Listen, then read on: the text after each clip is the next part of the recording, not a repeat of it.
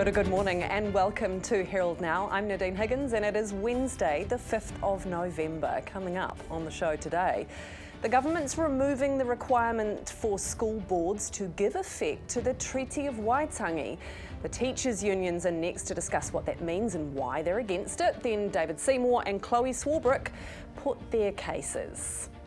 The weather's getting better, but the stats around the economy not so much. New job numbers are out this morning. They're expected to show unemployment inching up again. Economist Shamobile Yacob will break down what that means for the economy. And it's the bird of the year, but one native falcon in Wellington is ruffling a few feathers. Why a karearea is attacking people and what you should be doing about it. Plus, we are live to Edinburgh for the latest out of the All Blacks camp ahead of that match Sunday morning our time. But first, here's the news with Wendy. Herald Now News, powered by Newstalk ZB. RMA Reform Minister Chris Bishop is proposing allowing 20 medium-sized concerts at Eden Park each year, up from the current 12. A report by consultancy firm Insight has found the current restrictions may be holding back the region's economy. Insight's review found the current rules could cost Auckland more than $432 million over the next decade. Bishop says after consultation with the public and the council, he hopes to make further announcements by the end of the year. The unemployment rate is expected to reach an 8-year high today. Stats NZ data will be released at 10:45, covering the 3 months to September. Most economists expect unemployment will have reached 5.3%, a slight rise from 5.2% in the June quarter. It's expected to be higher in Auckland and among young people. Unemployment's been steadily rising since falling to just 3.2% in late 2021, when many businesses were struggling to find staff. The government has been informed of concerns with the performance of the screen production rebate. The scheme, which had funding renewed in this year's budget, allows eligible productions to access a 20% cash rebate. Newstalk ZB can reveal in June, Treasury officials told the Finance Minister the number of international screen productions submitting new registrations for the rebate is particularly poor. Business of Innovation and Employment is working with Treasury to improve performance indicators. Donald Trump's tariffs haven't put Americans off buying New Zealand meat. Latest data from the Meat Industry Association shows the value of our red meat exports to the US in September was up 25% on September last year. The value of exports to all countries was up 29%. Iwi leaders are pushing for unity in Te Pāti Māori. The parties faced weeks of turmoil and infighting, culminating in Party President John Tamahere calling for the resignation of MPs Marameno Kapakingi and Takuta Ferris. The party's leadership has agreed to a meeting in a Wellington marae to work through the issues with its MPs, following a hui with the National Iwi Chairs Forum. Ngāti Kahunguhu Chair and Forum spokesperson Baden Barber says they don't want to see the party split. Former US President Dick Cheney has died at the age of 84 in the US.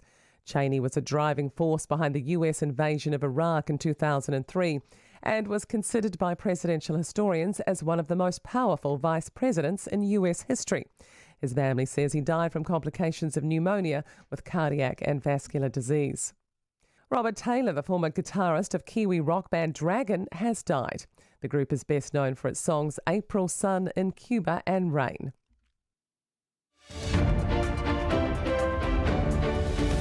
Herald Now Sport, brought to you by Gold Sport.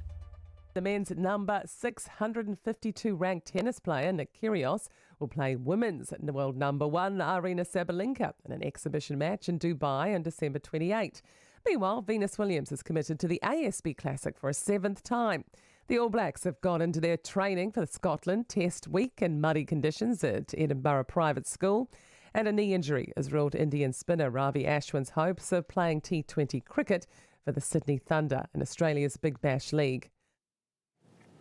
Thank you very much, Wendy. I have to admit, I'm not usually a massive sports buff, which kind of makes it a little bit unusual for a sports story to be the one that's top of mind for me.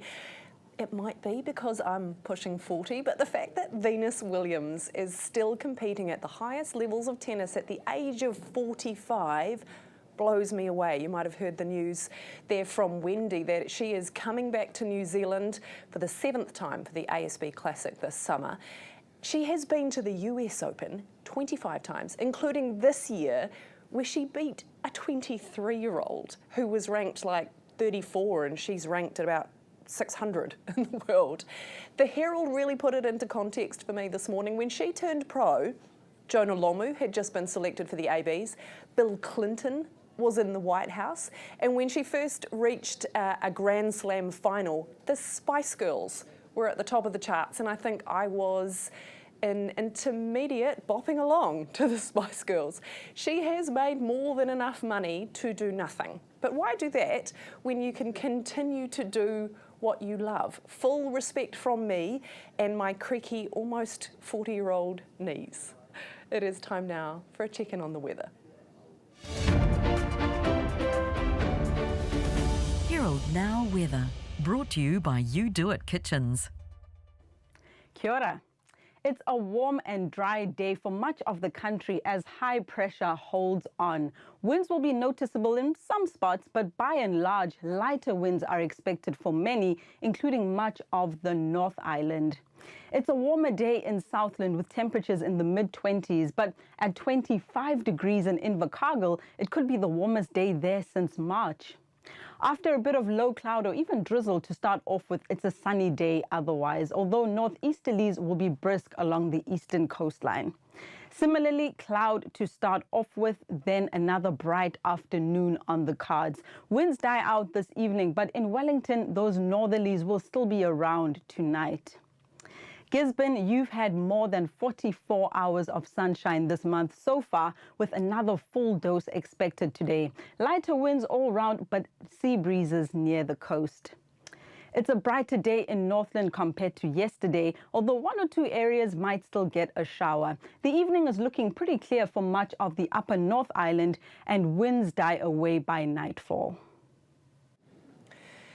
First this morning, the government's plan to remove Treaty of Waitangi obligations from school board requirements has drawn strong criticism from the Teachers' Union, the New Zealand Education Institute.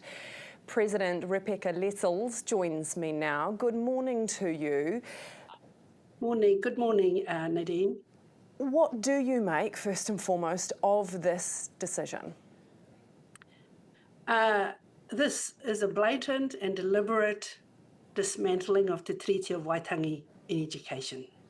This is the latest of a line of policy and actions that have happened since 2023 to dismantle the Treaty of Waitangi and giving effect to it in any education legislation. So, is it racist? This is a very, very racist piece of policy.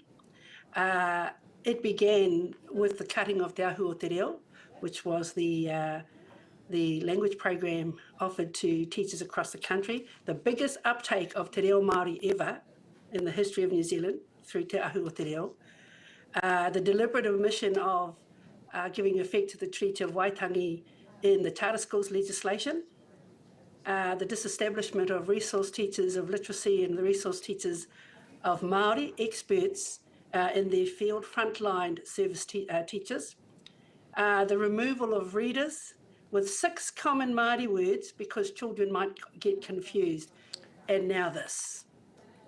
Right. The Minister, though, is suggesting that it wasn't making any difference to the achievement levels of Māori students, that the boards didn't understand what it meant and how to implement it. What do you make then of the fact that they've simply removed it altogether rather than clarifying, I guess, what implementing it means? Yeah, there is evidence. We have evidence that that building relationships with communities across schools is the biggest determinant of achievement. It is where our akonga, are most engaged in learning when they can see themselves reflected in both the teaching and learning and the environment that they are learning in. We know that for a case. Russell Bishop's research on te kotahitanga already has evidence that actually works. So, but I also believe that the boards have a responsibility, and this removes that responsibility from boards to give effect to the treaty. They are responsible. We are responsible as boards of schools to ensure that our akonga see themselves reflected in the teaching and learning that we give, that we provide for our children. They can still do that though, right? They're just not legally required to. So surely if they're not prevented from doing it, is what I'm getting at. So is it necessarily such a bad thing for it not to be a line in the legislation if a school can still decide to do that for its students? You know, I had this conversation with David Seymour a couple of years ago, and I asked him why he was intent on removing this clause from the charter schools legislation. And he's told me that, you know, you don't have to have it in legislation for it to be taught. Well, quite frankly, we've had it out of legislation for 160 years, and I can tell you, nobody taught it. I'm a 50s and 60s child, and I never heard about the Treaty of Waitangi until long after I'd left school. So while you say that, removing it, there's no evidence that schools will actually, well, we've got evidence that they don't teach it. 160 years worth of evidence that they don't teach it if it's not in legislation. The other argument from the Minister was that this is simply political. There's lots of things she's doing that the union disagrees with. So would you just rather have a different flavour of government? It's not a secret that this Minister is intent on one specific focus for all of education, a one-size-fits-all shoe. And quite frankly, our children are not one size. We have a variety, but she is more intent on making everybody fit into one box and expects that everybody, irrespective of the variabilities that every child comes to school with, but they would fit into that one pathway. And it is clearly, it has not worked. As a teacher of 45 years, it doesn't work. Every child is different. So you need to take different pathways for every child. Thank you for your time this morning, NZEI President Rebecca Lessels. And we've got our politics panel standing by, I'm sure, with bated breath. But first, what do you think? If you've got anything to say about that or any of our other topics today, let us know. Flick us an email heraldnow@nzherald.co.nz. That's heraldnow@nzherald.co.nz. We would love to hear from you. It is time, as I mentioned, for our political panel. Joining us today from Wellington, Chloe Swarbrick of the Greens and David Seymour from the ACT Party. Kia ora korua. Morena. G'day. David, I want to start with you because Rebecca specifically called you out that when it wasn't in the legislation, the treaty wasn't taught. Now it's in the legislation, we were moving in the right direction, and now it's gone. So is this more about the government wanting to remove te tiriti from all of our legislation and drive division, or is it really about learning outcomes? Well, let's just think about the history for a moment. She says that she went to school in the 50s or 60s. That was a very different New Zealand. 1989, we got the Tomorrow's Schools and the Education Act of that year. There was no treaty clause until 2020, and yet the curriculum and the amount of teaching about the treaty in different parts of New Zealand history and Māori language changed massively between 1989 and 2020, when there was no treaty obligation on school boards. So the idea that there will be no teaching of the treaty, that somehow there'll be a blank space in New Zealand history without this legislation, I don't think that's borne out by the facts. It's not as simple as she makes out that putting this in legislation suddenly switched on a light. It's something that's changed over a long period of time. But more generally, This is about choice. I actually agree with what Rebecca said at the very end. One size doesn't fit all, and so there will be some schools, like charter schools, that I support and am very proud of, such as Te Rito in the far north, that give a very high level of immersion in te reo Māori and Mataranga Māori and tikanga Māori. People have a right to that choice, and I support people's choice. But equally, there are other people who don't want their child's education to be an eternal marae visit with, prayers and karakia before each lesson and, but David, that kupu sounds so or Māori dismissive words when you through say each. that Sorry. school is going to be one eternal karakia. Like, isn't this setting a direction that is quite dismissive of Māori culture? No, not at all. It's possible to value and cherish the place of Māori culture in New Zealand without Parliament mandating it in such a way that many parents are actually tired of the deviation from things that matter to children from any culture in any place in the world. Being able to read, write, do sums, have an understanding of science and the history of the world. That is what people send their kids to school for. That's what taxpayers pay for, not for adults' political projects that everyone must learn about a certain version of the treaty. We've removed that obligation from school boards. Now each community will be free to choose how it teaches that aspect of our history, rather than having some sort of one-size-fits-all, which is really what we had, forced on every school in the country. It's just about choice. People can say this is about the Māori language and culture. It's actually about compulsion versus choice, and we're on the side of choice. Chloe, for those who sympathise with that view, that it's about choice rather than compulsion, why is it so important to have this in the legislation? Well, first things first, I think it's kind of important for us to understand the reality, the truth and the history of the country that we all call home.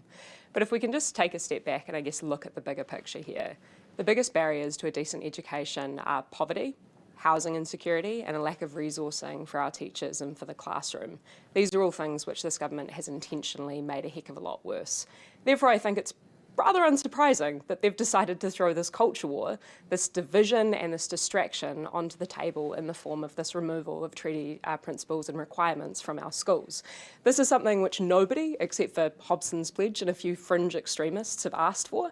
In fact, Te Tiriti o Waitangi, in honouring it, means ensuring that all of our kids get access to a decent, high-quality education.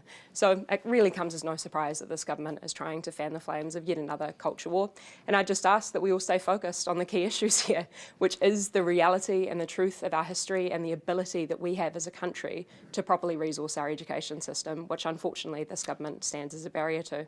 Speaking of distractions from the big issues, Chloe, Te Pāti Māori has been giving us lots of reasons to talk about them and their people rather than the issues over the past few weeks. Does that worry you, given that you'd likely need them to form a coalition of left-leaning parties?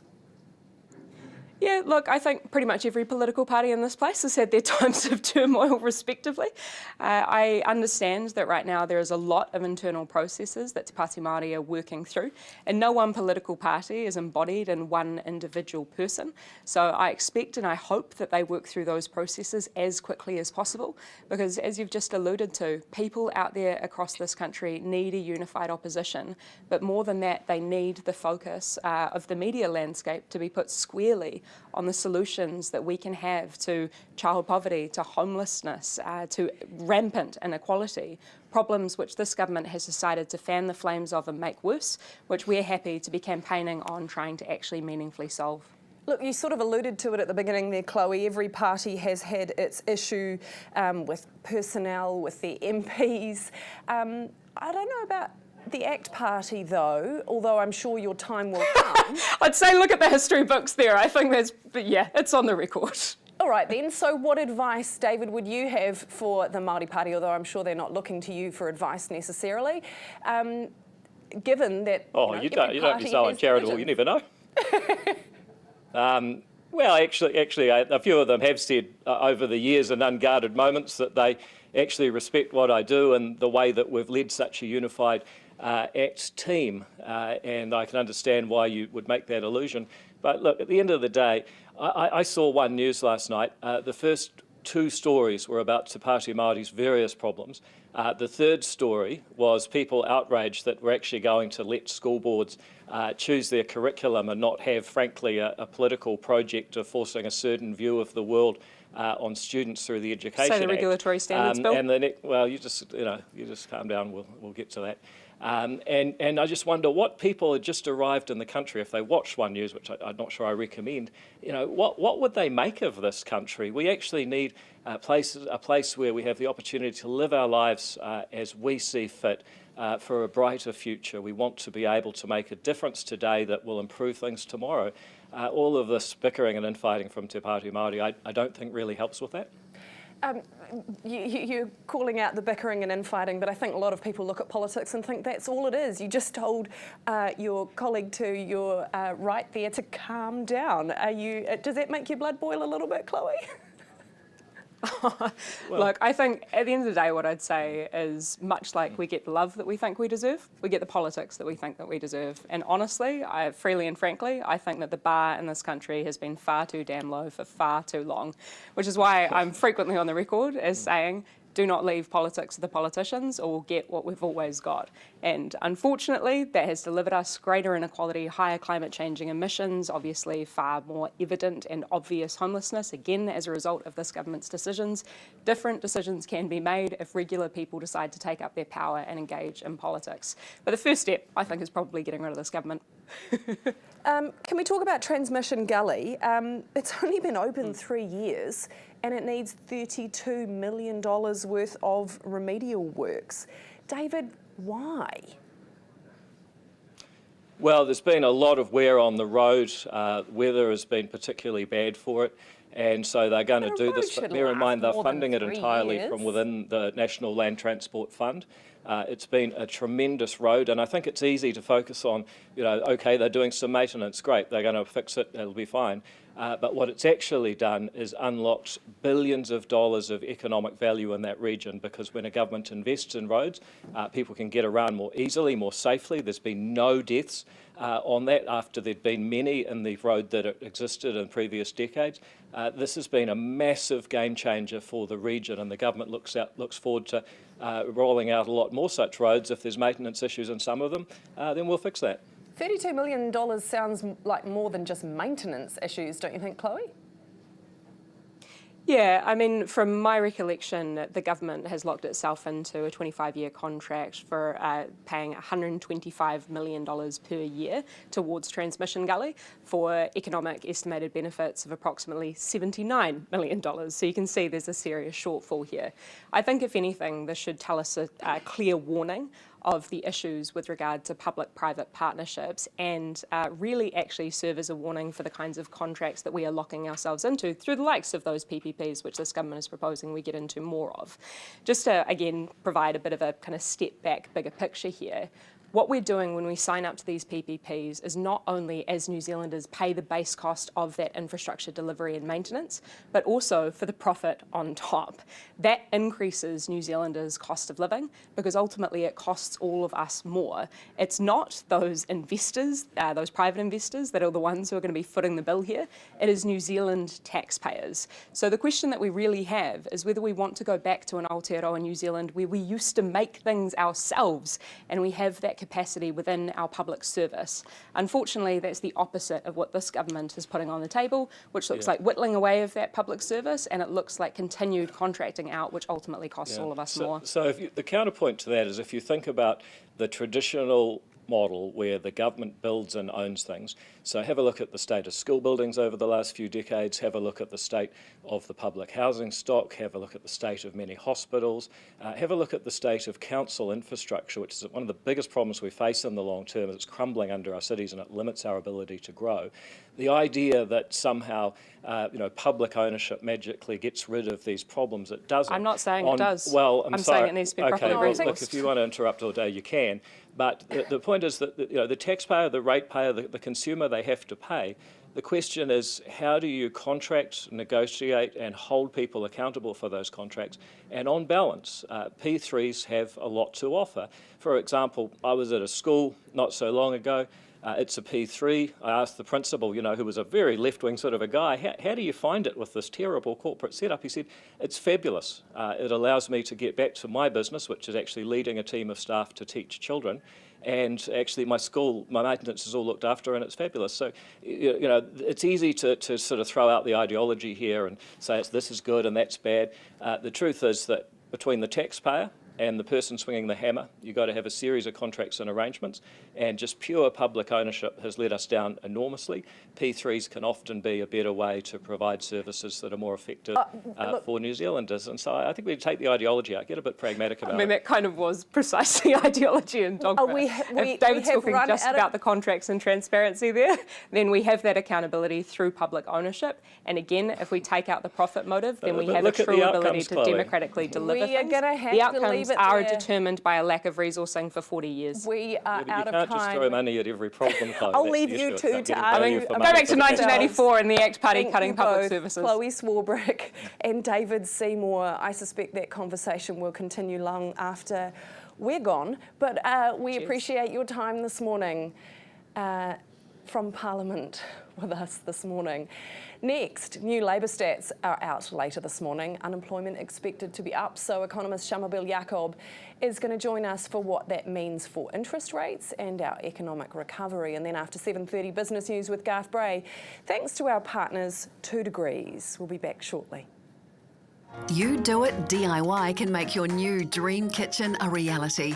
As a trusted Kiwi manufacturer for 44 years, You Do It has made it easy to design, order and assemble your own dream kitchen, offering a range of colour options and flexible sizing.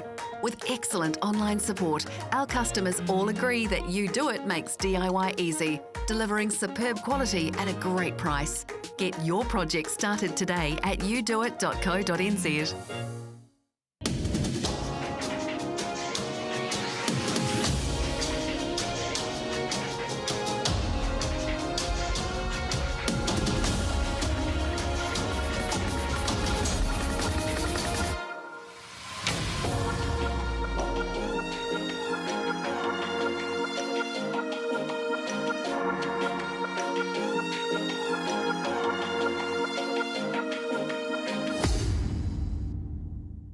We have completed 4 builds with GJ. Every time we want to think of building, we always go back to GJ. It's a really good experience throughout the whole process. They deliver what they promise on, and it feels like working with a family member. It's very easy and trustworthy to work with GJ.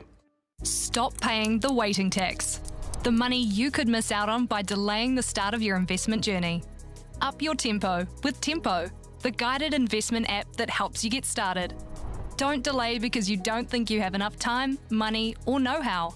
All you need is a goal, and our guidance will help with the rest. Plus, this month, get a guaranteed $10 Kickstarter and the chance to win $1,000. Download Tempo now.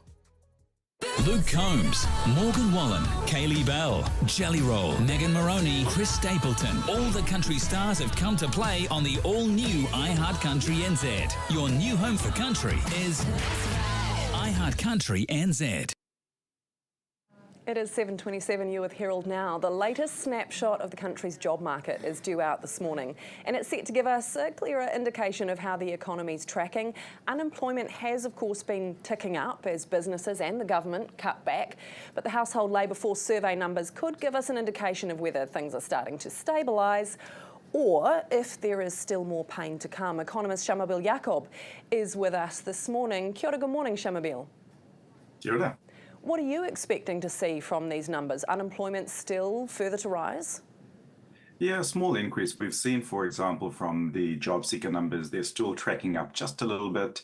But we're also seeing some good news in terms of employment has stabilized. We're starting to see job ads picking up. So there's a little bit of good news. It feels like we're near the bottom. And the data today will really give us a bit more of a sense of how it's panning out for different parts of New Zealand.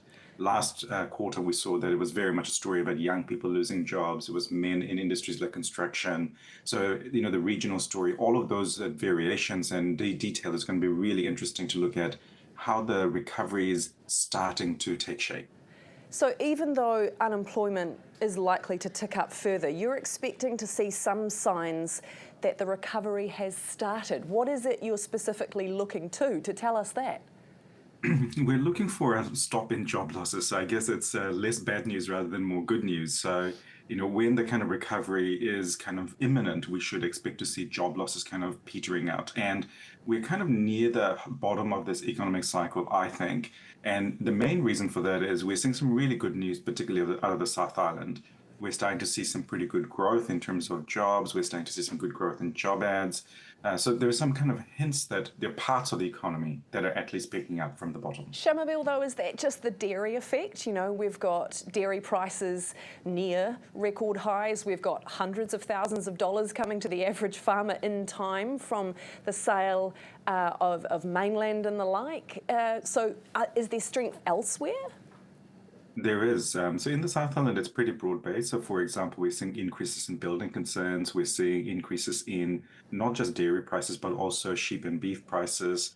We're seeing pretty good tourism numbers in the South Island, much more so in the North Island. So the recovery in the South Island so far has been a little bit more broad-based than just dairy. And that's a really good thing because we do want that recovery coming through. But there's still quite a lot of weakness in other parts of New Zealand, particularly in the urban centres and places like Auckland and Wellington that are taking longer to recover. So it is still very much the early part. But in not forgetting just the impact that it has had on people, there have been some significant job losses and reduction in hours. That's something that we've been watching very closely, that while people haven't been losing jobs, they've got fewer hours, people are moving to part-time work, and that just makes it really hard for people to manage the cost of living that's going through, particularly necessities like food, interest rates, insurance, all those kinds of things. Yeah, just because you have a job doesn't mean that everything is easy. On that note, are we still likely to see another cut to interest rates later this month, regardless of what this data shows today? Yeah, look, I think the Reserve Bank needs to keep pushing interest rates lower just a bit further. So my expectation is they should absolutely go in November. And there's a very strong likelihood that they will have to do one more in February, mainly because those urban parts of the economy, which are still a very large part of New Zealand, are not yet in recovery mode. So interest rates are kind of one part of it because it affects 1/3 of households who have debt. The other 2/3 of New Zealanders just need a really big kickstart in terms of both households and businesses borrowing a bit more money and starting those investment projects that have been shelved for a couple of years. Thank you so much for your time this morning, economist Shamabel Jacob, looking ahead to that household labour force data, which is going to tell us about the unemployment rate. Thanks for your time this morning. It is 7:31, time for the news with Wendy. Herald NOW News, powered by Newstalk ZB. RMA Reform Minister Chris Bishop is proposing allowing 20 medium-sized concerts at Eden Park each year, up from the current 12. A report by consultancy firm Insight has found the current restrictions may be holding back the region's economy. Insight's review found the current rules could cost Auckland more than $432 million over the next decade. Bishop says after consultation with the public and the council, he hopes to make further announcements by the end of the year. The unemployment rate is expected to reach an 8-year high today. Stats NZ data will be released at 10:45, covering the 3 months to September.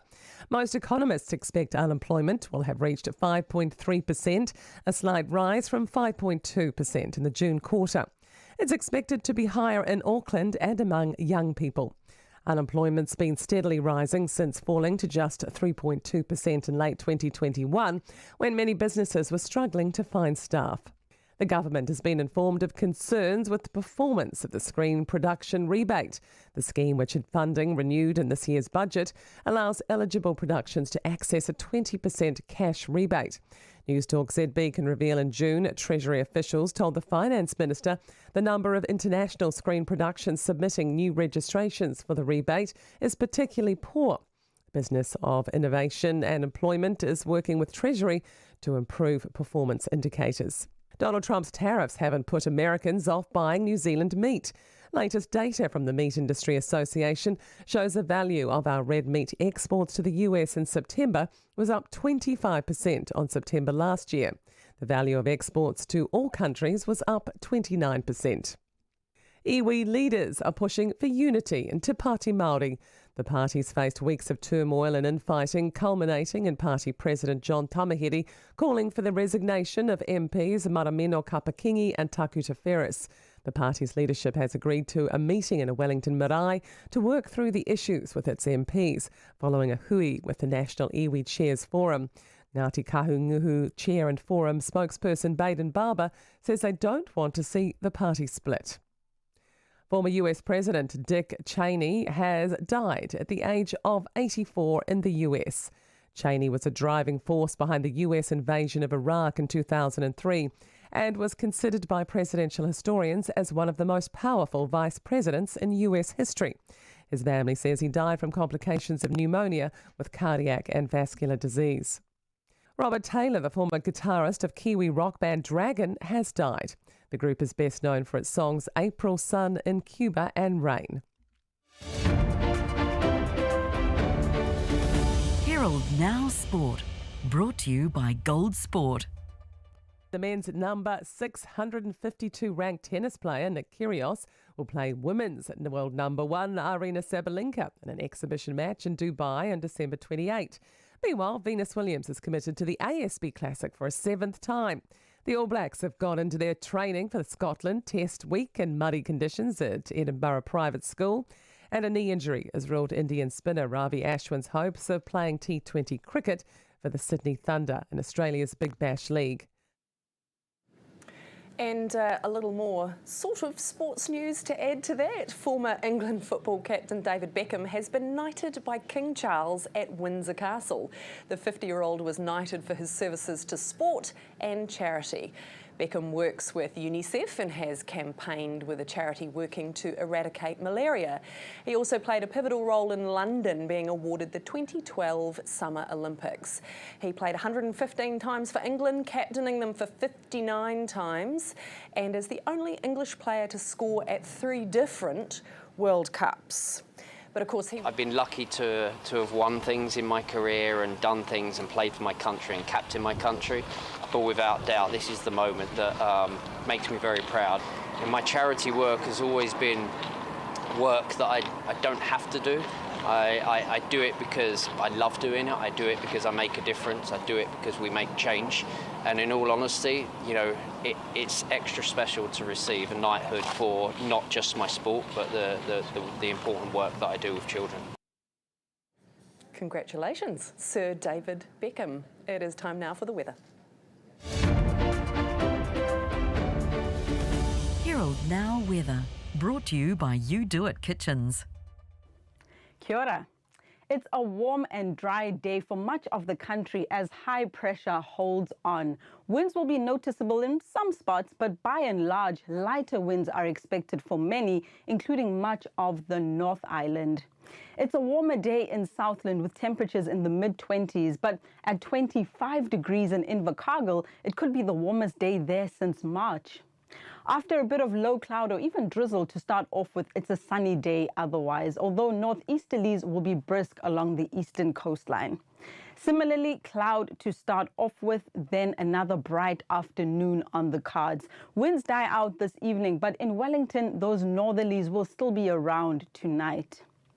Gisborne, you've had more than 44 hours of sunshine this month so far, with another full dose expected today. Lighter winds all round, but sea breezes near the coast. It's a brighter day in Northland compared to yesterday, although 1 or 2 areas might still get a shower. The evening is looking pretty clear for much of the upper North Island, and winds die away by nightfall. Time now to talk business with our partners 2 Degrees. Milk prices have dropped again in the latest overnight global dairy trade auctions. That makes it 5 falls in a row. Garth Bray joins me from Business Desk with a little more on that and everything else happening in business. 5 in a row starting to sound like a trend. Yeah, and starting to sound like it's going to be putting a bit of pressure on that farmgate milk price, which Fonterra in particular was confidently picking at about $10. For this current season on the back of a $10.16 payout last season, which was 2 tens, pretty great numbers. What we're seeing, I suppose, overnight is that there's a lot of milk supply around the world. Most of the milk producing and exporting nations are doing pretty well, and just a slight softening in demand. So that mismatch is bringing things back, probably to on the index about where they were September last year. But I mean, that wholesale milk price dropping 2.7%, again, that's knocked about $800 a tonne US off the price since the peak in May. And bear in mind that this is at a time where those US dollars probably are buying more Kiwi because I think we're down about 56 cents this morning. So, even that isn't quite tempting people out. You would wonder if they're going to start thinking about getting the Farmgate Milk panel together at Fonterra to think, oh, should we adjust that figure down from that $10 pick that we had? Well, that obviously would sort of flow through. Look, even if they did come down to that $9.75, historically, that's still high. Yeah, look, and strong, and obviously they're going to have a good story to tell with the capital distribution from that mainland deal too. But look, these are figures that probably every farm business looks at, adjusts its balance sheet, worries about how much it's borrowing against and so on. So definitely not a great sign, but a long way to go yet. We talked about the fast track legislation yesterday and the mine proposed in the South Island. Yeah. The boss of that agency has resigned, leaving? Yeah, basically announces it. Yeah, Alan Freck, who's the chief executive of the Environmental Protection Agency, announced that he's leaving after 11 years there next year. But that was within 24 hours of the government announcing a swag of changes, amendments to the Fast Track Approvals Act, which is really not that new, not that old anyway, and to try and fast track the fast track process. They were particularly, and one senior minister who was speaking to our team, Dilipa Fonseca and Patrick Smalley, have been on this one, said, are the two linked, this guy leaving and these changes? Absolutely. There you go. This is, So is he being shown the door? Well, Shane Jones, who's the Resources Minister, who's been even more vocal and quite, even on this program, I think when I was in that chair back in September, we had him on saying the EPA need to sort of get the message. He's saying they missed the memo, that they, as an agency who administer the fast track approvals process, just were being too nitpicky, I suppose. Their interpretation of the rules, for example, meant that if an application wasn't judged complete, they would say, right, you've got to start over, send it back to us again, pay your fees, all the rest of it. One of these amendments is, no, you can update applications once they've been made, just to try and keep it going. They're saying some of the other changes are likely to shave about 6 weeks off the 6 months process. But you've got environmental groups saying, whoa, this is just going too far, too fast. The Environmental Defence Society saying, look, this is, you're changing who can appeal these decisions and tightening that down to just the people that had a right to be consulted on this, not the people that the panels that look at these things bring into the mix and say, hey, what do you think about this? So the whole thing is being squeezed to the point where just the people that have an immediate interest in whatever is under consideration are being talked to. I can see why those environmental groups are concerned about that, right? Yeah. Because you could end up just ramming it through and they're not getting a say. And yet there's Shane Jones in Business yesterday saying, hey, look, if you don't like it, meet me at the ballot box. He reckons that we voted for mines. So I guess we will find out next year. Fletcher Building. Analysts are a little bit concerned about the number of houses they aren't selling. Yeah, right. The residential arm, I think, is pretty well known around the country for building, for spec building. And the analysts, Macquarie in particular, are taking a look at that saying, hey, look, it's not looking great, Kiwi. You haven't got great population growth. You're seeing immigration heading in the wrong direction. And all of that's leading to a situation where they think that Fletcher's basically got an unsustainable build rate of, they reckon it probably needs to be more like about 27,000 homes they're consenting a year, not 34,000. Fletcher's confirmed this in a recent update. It basically said, look, it's at about an 11-year high in terms of its stock of unsold homes.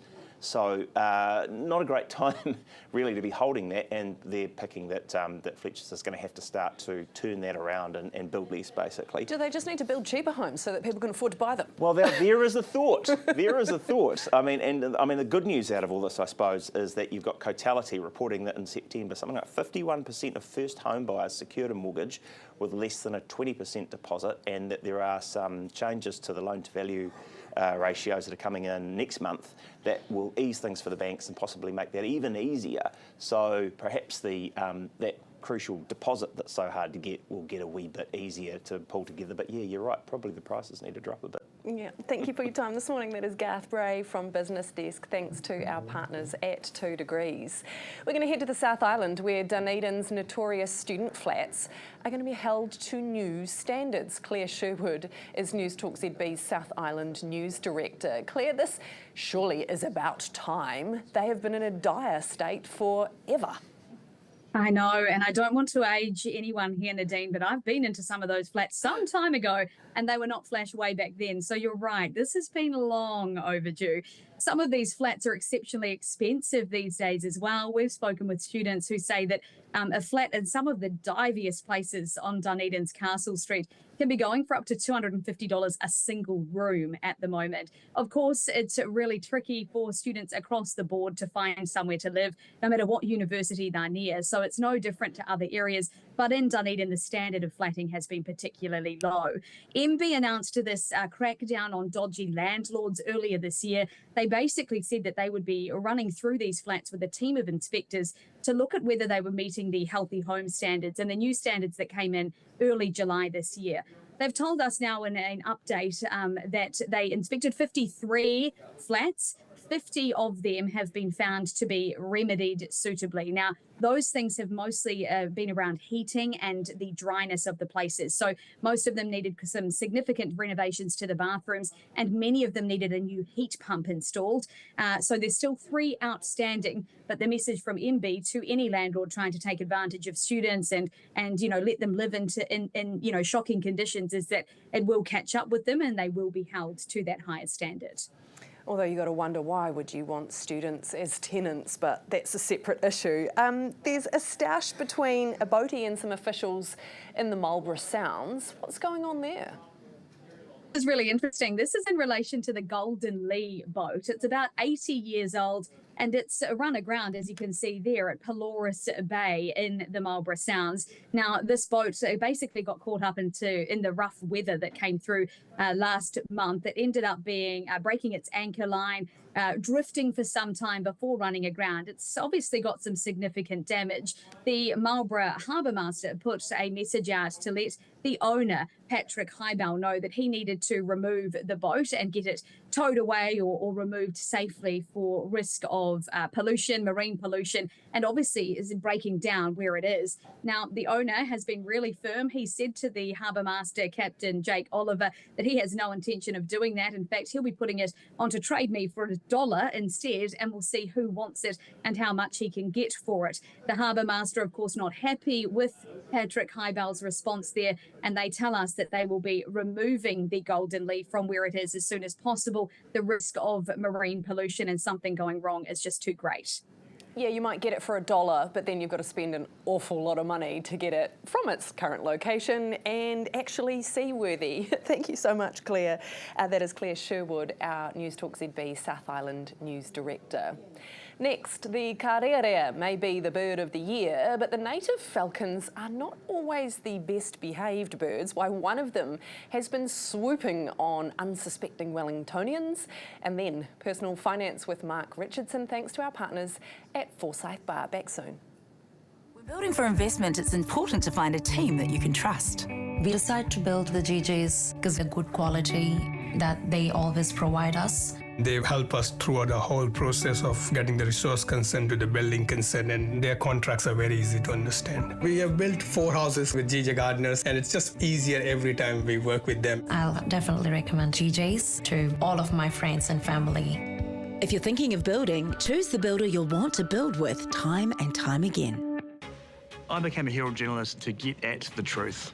I became a Herald journalist to share not only what's going on, but also what it means. To help people make up their own minds about the issues that matter. To give a voice to every New Zealander and to expose the issues affecting our communities.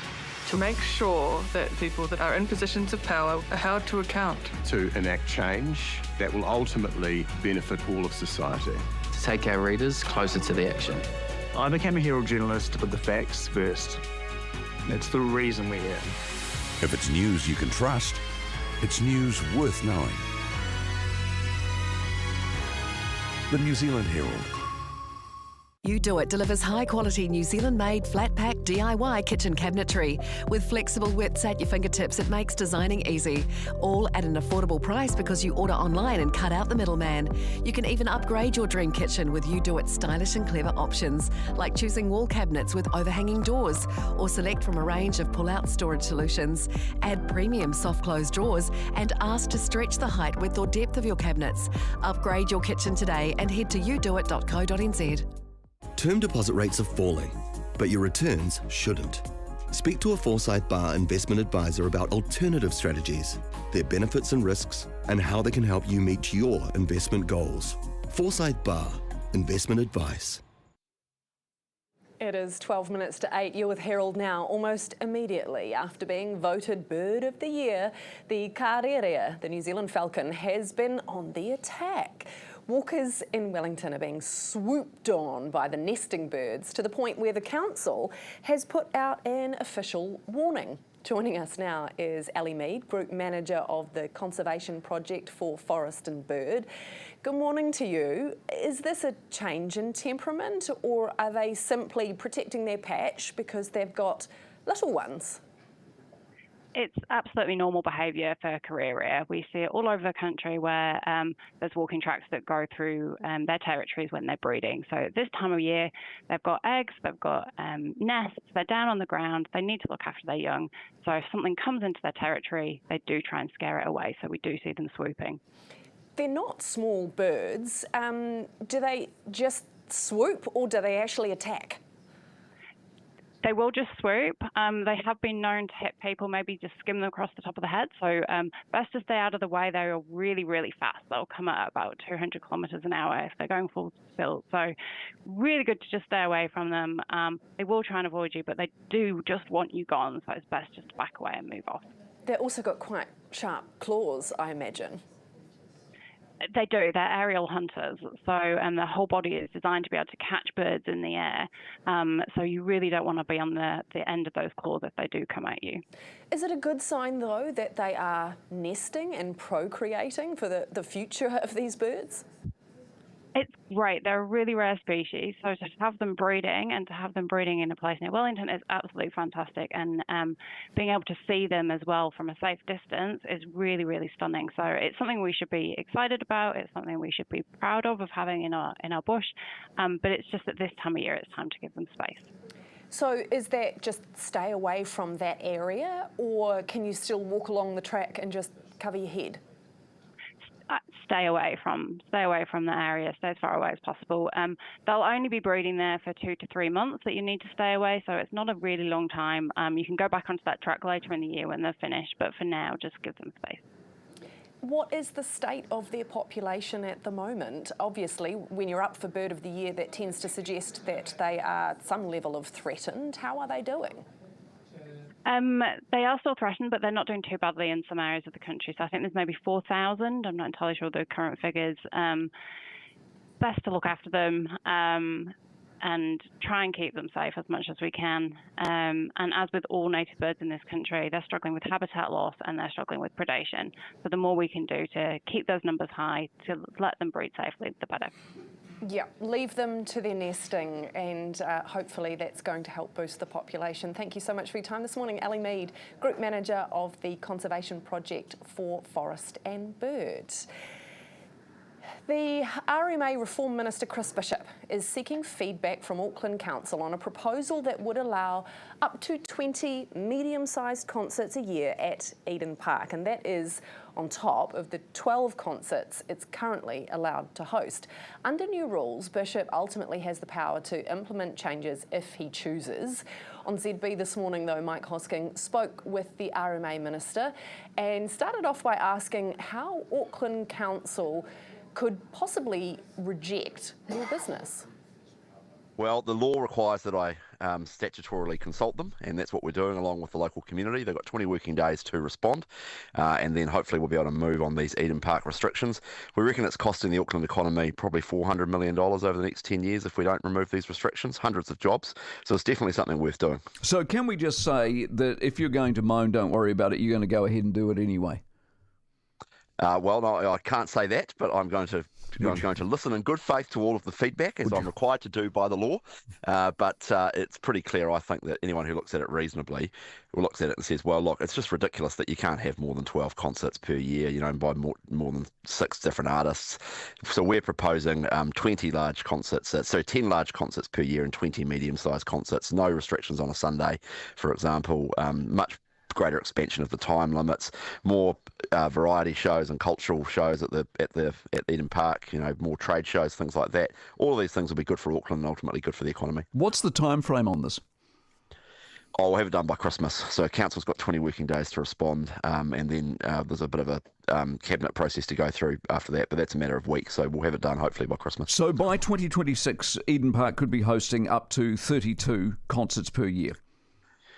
Yes, it will take effect almost immediately, and it will basically, I will change the district plan through regulatory power that I now have, and the Parliament gave me those powers in August this year, so we've moved really quickly on this. Is the demand there? I mean, will there be 32 events?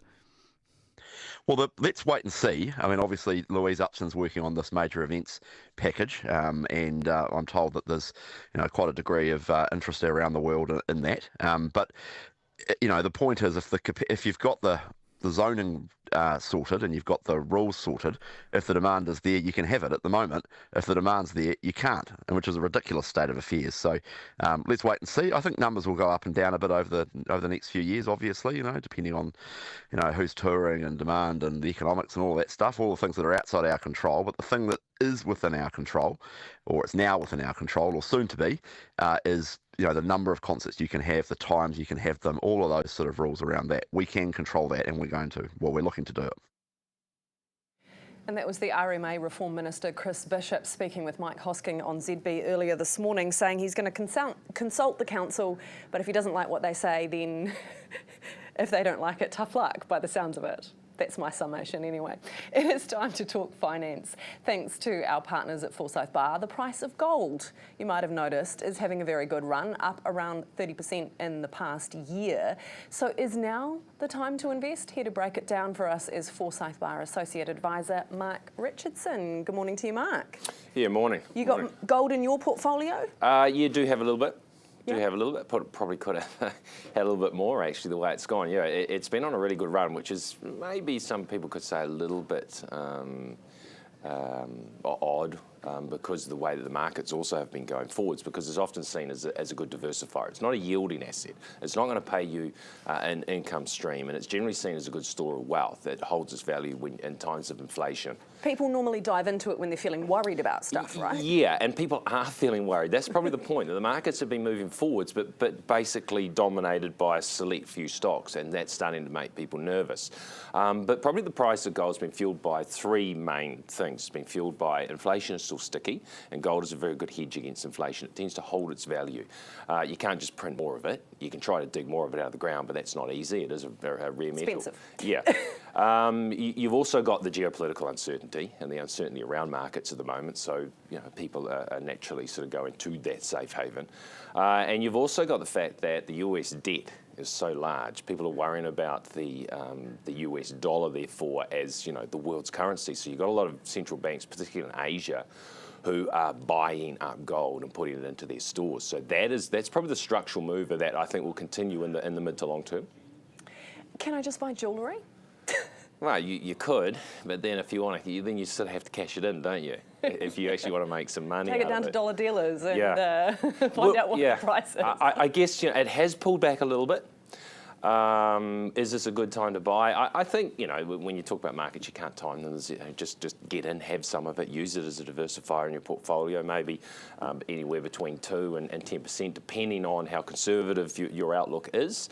I think that the central banks continue to buy it up. That's probably a structural thing that will continue. I think we will see an element of volatility in the near term, but if you're prepared to stomach that, then it's a good thing to have in your portfolio. Look, I joke about the jewellery, but there are a number of ways you can actually buy gold, right? Yeah, there is. And some of it is physical. It's locked up in a vault somewhere, right? Yeah, you can buy it.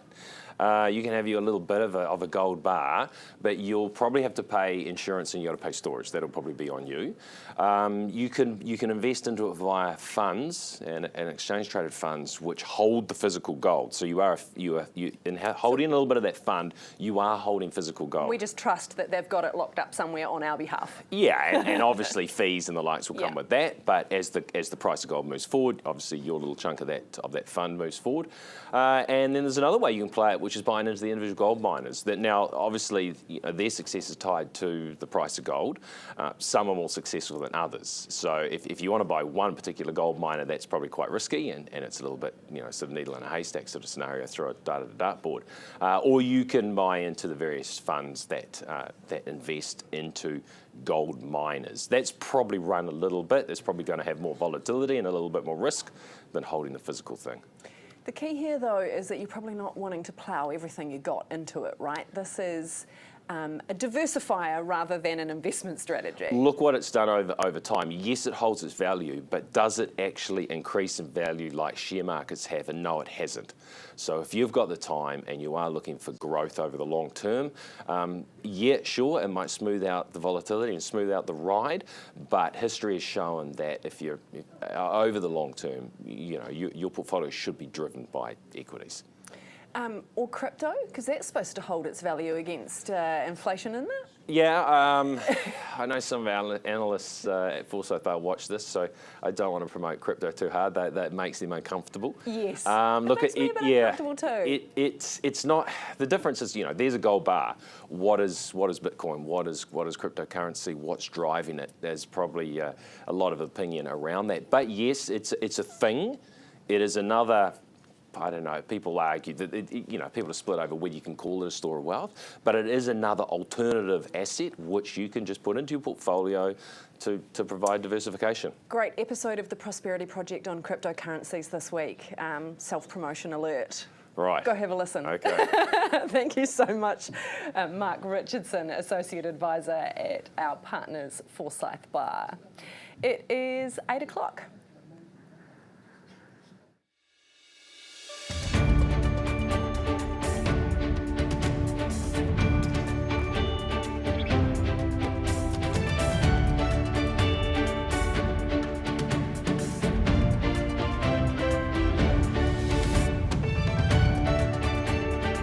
Kia ora, good morning to you and welcome to Herald Now. I'm Nadine Higgins and it is Wednesday the 5th of November. On the show today, next, the Kiwi on the ground in Ukraine helping rebuild the war-torn country. New Zealander Mike Seawright of the Relief Aid Foundation is live from Ukraine right after the news.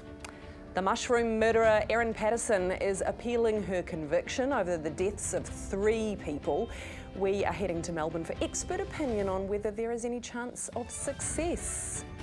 And of course, the All Blacks this weekend are preparing to take on Scotland, but without their injured skipper, how will that impact their chances? And what other changes can we expect? The Herald's Liam Napier is live with us from Edinburgh. Plus the latest in entertainment news coming up in about half an hour. First though, here's the news with Wendy. Herald Now News, powered by News Talk ZB. RMA Reform Minister Chris Bishop is proposing allowing 20 medium-sized concerts at Eden Park each year, up from the current 12. A report by consultancy firm Insight has found the current restrictions may be holding back the region's economy. Insight's review found the current rules could cost Auckland more than $432 million over the next decade. Bishop says after consultation with the public and the council, he hopes to make further announcements by the end of the year. The unemployment rate is expected to reach an 8-year high today. Stats NZ data will be released at 10:45, covering the 3 months to September. Most economists expect unemployment will have reached 5.3%, a slight rise from 5.2% in the June quarter. It's expected to be higher in Auckland and among young people. Unemployment's been steadily rising since falling to just 3.2% in late 2021, when many businesses were struggling to find staff. The government has been informed of concerns with the performance of the screen production rebate. The scheme, which had funding renewed in this year's budget, allows eligible productions to access a 20% cash rebate. Newstalk ZB can reveal in June Treasury officials told the Finance Minister the number of international screen productions submitting new registrations for the rebate is particularly poor. The Business of Innovation and Employment is working with Treasury to improve performance indicators. Donald Trump's tariffs haven't put Americans off buying New Zealand meat. Latest data from the Meat Industry Association shows the value of our red meat exports to the US in September was up 25% on September last year. The value of exports to all countries was up 29%. Iwi leaders are pushing for unity in Te Pāti Māori. The parties faced weeks of turmoil and infighting, culminating in Party President John Tamahere calling for the resignation of MPs Marameno Kapakingi and Takuta Ferris. The party's leadership has agreed to a meeting in a Wellington marae to work through the issues with its MPs, following a hui with the National Iwi Chairs Forum. Ngāti Kahunguhu Chair and Forum spokesperson Baden Barber says they don't want to see the party split. Former US President Dick Cheney has died at the age of 84 in the US. Cheney was a driving force behind the US invasion of Iraq in 2003 and was considered by presidential historians as one of the most powerful vice presidents in US history. His family says he died from complications of pneumonia with cardiac and vascular disease. Robert Taylor, the former guitarist of Kiwi rock band Dragon, has died. The group is best known for its songs April Sun in Cuba and Rain. Herald Now Sport, brought to you by Gold Sport. The men's number 652 ranked tennis player Nick Kyrgios will play women's world number 1 Arina Sabalenka in an exhibition match in Dubai on December 28. Meanwhile, Venus Williams is committed to the ASB Classic for a 7th time. The All Blacks have got into their training for the Scotland Test week in muddy conditions at Edinburgh Private School. And a knee injury has ruled Indian spinner Ravi Ashwin's hopes of playing T20 cricket for the Sydney Thunder in Australia's Big Bash League. The US government shutdown that we spoke about on the show yesterday has now stretched into its 35th day, which matches the record for the longest in American history. Over 1.4 million federal workers are still without pay, with many either furloughed or working unpaid, being required to go to work but not getting a cheque.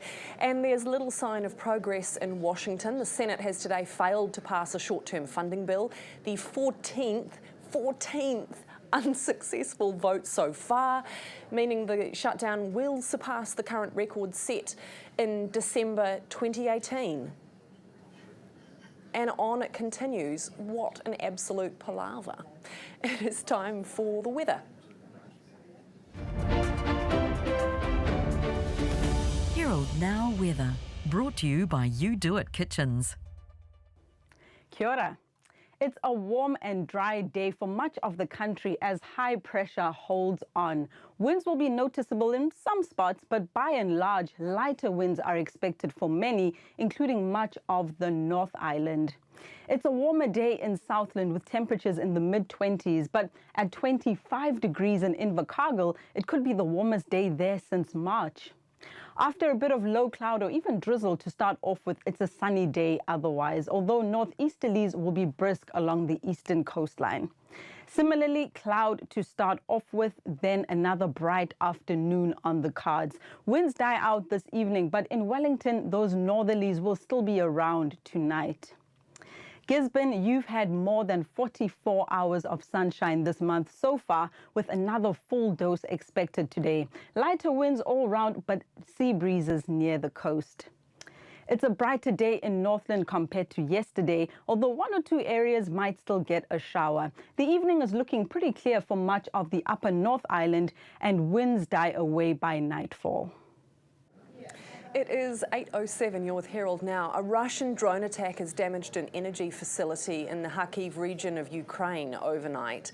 Several houses were also seriously damaged, but no injuries reported. Ukraine's Air Force says Russia's fired 7 missiles of various types towards Ukraine overnight, as well as 130 strike and decoy drones. The strikes were the latest in Russia's sustained campaign on Ukraine's energy infrastructure, which of course is a problem as winter approaches. And as the war in Ukraine edges closer to its fourth year, thousands of civilians are still trapped in the middle of the conflict, facing another winter with limited supplies and of course, constant danger. Kiwi charity Relief Aid is on the ground delivering help directly to those families. Its founder Mike Seawright is in the Ukraine's frontline regions this week and he joins me now. Good morning to you. I can't believe we're here, still talking about this, almost entering the fourth year. I imagine that the need is still there. Are people still delivering the aid that you need to help those people? Nadine, life in Ukraine is very tough at the moment. We are seeing a systematic and deliberate attacks against civilian infrastructure such as the energy system. If we look at life in cities like Kiev, they're hearing of 3 things. They're hearing generators, they're hearing air alerts all night as mass drones come across their cities, and they're hearing the attacks themselves. So life is very tough, and what we're seeing is with public interest waning in Ukraine, less and less humanitarian assistance is reaching the country, is reaching families that desperately need it. The Ukrainians have been so stoic to date, but given we're, 1,000 odd days into this, how are they feeling at the moment? The situation you've described just sounds incessant. I talked to our team and I talked to my friends here in Ukraine. I think the best way I could describe it is that they are in pain, but they remain strong. Yet the future is very bleak for them. There's no ceasefire, no peace on the horizon.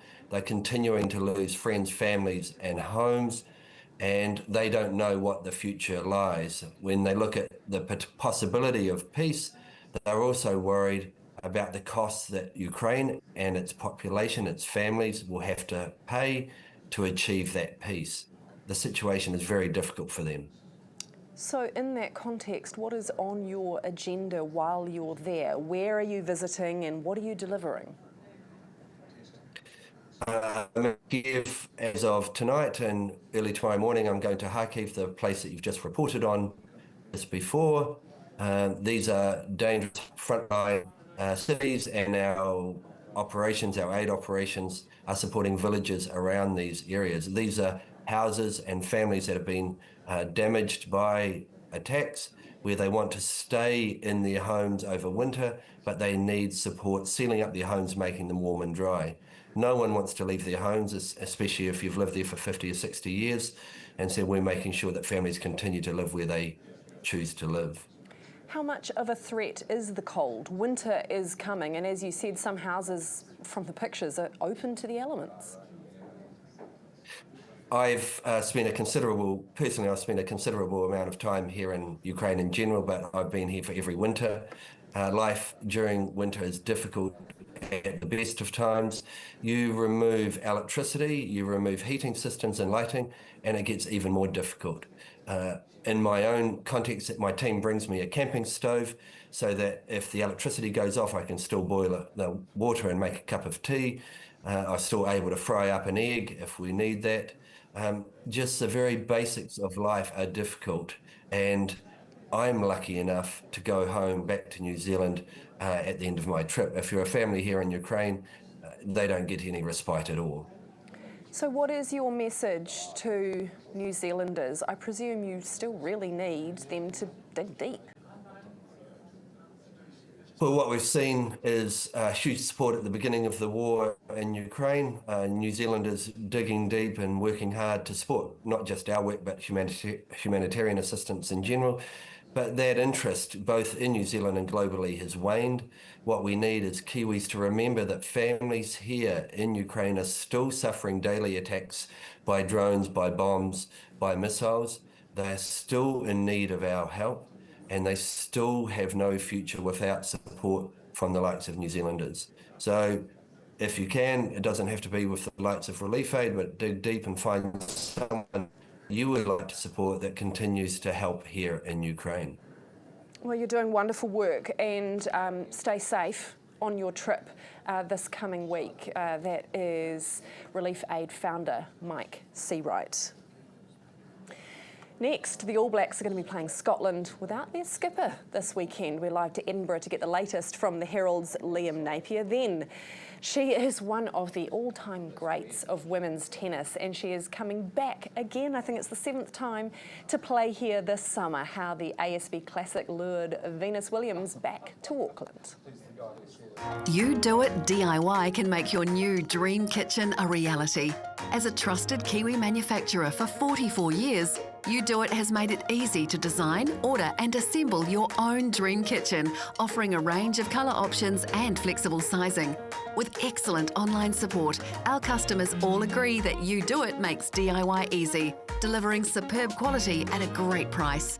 Get your project started today at newsroom.co.nz.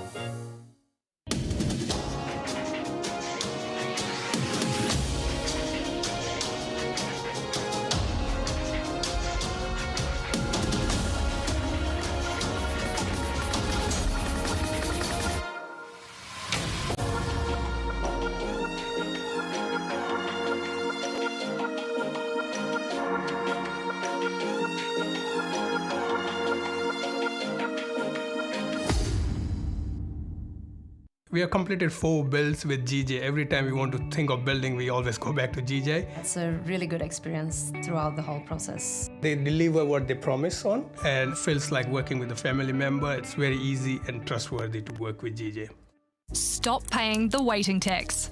The money you could miss out on by delaying the start of your investment journey. Up your tempo with Tempo, the guided investment app that helps you get started. Don't delay because you don't think you have enough time, money, or know-how. All you need is a goal, and our guidance will help with the rest. Plus, this month, get a guaranteed $10 Kickstarter and the chance to win $1,000. Download Tempo now. Luke Combs, Morgan Wallen, Kaylee Bell, Jelly Roll, Megan Moroney, Chris Stapleton. All the country stars have come to play on the all-new iHeart Country NZ. Your new home for country is iHeart Country NZ. It is 8:15. You're with Herald Now. The All Blacks have been training in Edinburgh today ahead of their test against Scotland very early New Zealand time on Sunday morning. They are all ready without captain Scott Barrett and Geordie Barrett as well, who is also injured. Joining me now with the latest from Edinburgh is Herald senior sports journalist Liam Napier. I guess 2 big names out. How does that change things for the team heading into this match? Good morning, Nadine. 2 big losses indeed. The All Blacks captain and vice captain, 2 big setbacks. So interesting to see how the All Blacks go about replacing them. Potentially not only for this week. I probably expect news later this week. Geordie Barrett has a high ankle sprain and a knee injury, which could rule him out for the entire tour. And Scott Barrett's got a deep laceration by his knee, so he's probably more likely to recover. This week in Edinburgh, I think you'll see the midfield continue of Quinta Paia and Lester Fainga'anuku, and Josh Lord will probably continue at lock after he came on and replaced Scott Barrett last week in Chicago and impressed in his 77-minute shift. And look, Scotland is probably not at the same level as Ireland, of course, who they played in Chicago last week, but they will be anxious to try and put in a good performance against the ABs. But do they have a reasonable chance of beating them? Because they haven't before, have they? No, it's been 30 tests and 117 years for Scotland, and they're still searching for that breakthrough victory, but they have improved a lot in recent years, and it is also Murrayfields. They're celebrating their home grounds. It's a centenary celebration, so 100 years of rugby at Murrayfield. The All Blacks will wear white with a poppy on their chest, Scotland are wearing a commemorative jersey, so it will be a big occasion in Edinburgh this weekend. And Scotland do have some real class players, particularly in their backline that featured for the British and Irish Lions recently. The All Blacks will probably fancy their chances up front. But this is anything but, a walk in the park that it sort of used to be in years gone by against Scotland. So I expect the All Blacks to roll out close to their first choice team, apart from those injuries we touched on earlier. And after that match against Ireland, where all the action happened in the last quarter, what are they likely to be working on ahead of this match with Scotland? That's right. It was pretty scratchy hour from the All Blacks. A lot of drop passes, a lot of ill discipline, and then they flicked the switch and really turned it on in that last quarter. Scored 3 tries to blow Ireland away. So more of the last quarter. The All Blacks have struggled at times with their attack this year, and that was a real flourish from them in Chicago. So they'll be looking to continue that momentum with their skill sets, look to play at pace. It's raining in Edinburgh throughout the week, but it's actually meant to be clear for kickoff. It's about 3 p.m. in the afternoon, I think 4 p.m. New Zealand time. So while it will be chilly, it should be clear and a dry ball, which should allow the All Blacks to try and play the up-tempo style that they like. What sort of vibe are you expecting? Are the Scots going to come out in force? Yeah, I'm pretty sure they'll be fired up. They do something pretty special at Murrayfield where a lone bagpiper goes on the roof. He's strapped down by his feet and he plays their national anthem, and it'll be a full house. Anytime the All Blacks come to town, it's a real occasion. So Scotland will be right up for it. I think it's probably the match that they'll target in November, and if they can beat the All Blacks, it will be an even bigger occasion because they've been searching for it for such a long time. There's been some great players throughout their history that have never had that success. So it'll be a real stake in the ground for Scottish rugby if they can upset the All Blacks and ruin their quest for their first Grand Slam success in 15 years. Oh, the bagpipes are always haunting and moving, aren't they? So we've got that, then we have the haka. It'll be quite the event. Thank you so much, Liam Napier, who is in Edinburgh, and that will be around 4 a.m. New Zealand time on Sunday morning. Now, one of the main events in the Auckland summer calendar has secured an early draw card with 7-time Grand Slam winner Venus Williams confirmed to play at the ASB Classic. Joining me now in the studio is the tournament's director, Nicholas Lampirin. Nicholas, how does she do it? She's 45. I mean, does she continue to be the draw card she's always been? Yes, I mean, it's a really good question, and I don't think it's ever been done before. Being able to continue playing at 40 years of age. I mean, Venus started, she was 15 years old, and she's still competing. At the time, Helen Clark was the Prime Minister, which shows you the longevity she's had over the years. But she still has the passion for the game, and her level is still very much up there. At what point did you say, maybe we should get her back again? She is still out there on the circuit. What prompted you to get in touch and say, hey, come back again? Because she's been here many times. Yes, she's been there 7 times. So I was out in the US scouting over the summer, and I noticed that she was back playing, and I was really impressed by the level she was displaying on court. I wasn't expecting this, and so straight away I made contact with her entourage. Didn't hear from them for a few months, and then finally, I think 2 weeks ago, she made contact again and decided that she was ready to come. Yeah, so are you expecting her to be a big draw card this summer, and have you got some other names that you could give us hints about? I mean, Venus is always a massive draw card. She's a legend of the game, and as you know, a true champion. We've got more names coming up that we'll be announcing in the next 2 weeks. And you're a little bit later in the new year, aren't you? Because you're usually over that new year period, but slightly later this time?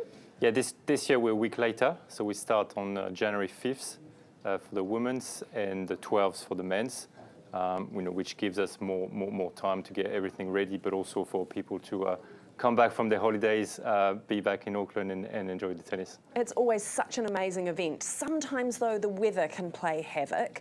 How are we going with a roof over the arena? When do we get that? It's tracking really, really well. We are very optimistic that we will close our funding by the end of the year and probably start the work early next year with a view to have the roof, potentially ready for the 28th edition of the tournament. Really looking forward to it. I love the tennis and you put on such an incredible event. Thank you so much for your time this morning and well done on securing Venus. As I said earlier this morning, 45 and still playing tennis at the top level. Wow. That is Nicholas Lemperin, the tournament director at the ASB Classic.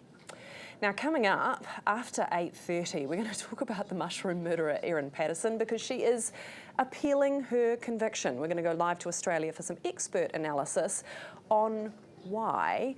And then our panel is in. Rob Campbell and Sarah Sparks are going to talk us through the big issues of the day. Back soon. I'm Hayden Scott and I'm a knife maker. I make knives from my workshop at home in West Auckland. In my previous life, I was a chef. Did that for 25 years, but I had this knife making thing that I was doing and had been doing for some time, and so that transition from finishing that 25-year career and taking the plunge into full-time knife maker, I had been building up to that, but I still had to take a leap. Oh, No Lemming Tech Solutions experts. Here to set up your new smart TV. Oh goody, we're a family of 4, so we need it done perfect. Too high, too low, just right. Of course, we can assess your Wi-Fi network and run a speed test. And now check out these features. This is how you get to streaming. We love streams. Nobody has supreme knowledge of home TV setup like No Lemming. Maximising productivity, what have you got?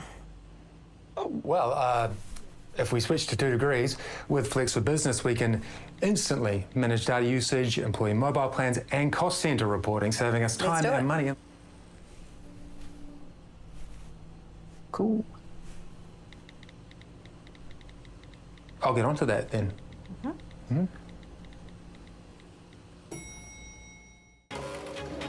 I became a Herald journalist to go behind the headlines and to help people make sense of the world.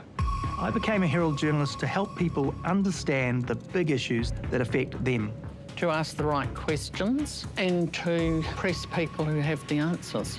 To listen to people and to be fair and balanced. To highlight the plight of the marginalised and vulnerable and challenge those in authority. To share extraordinary moments in the lives of ordinary people. I became a Herald journalist to report the facts. That's what we're here to do.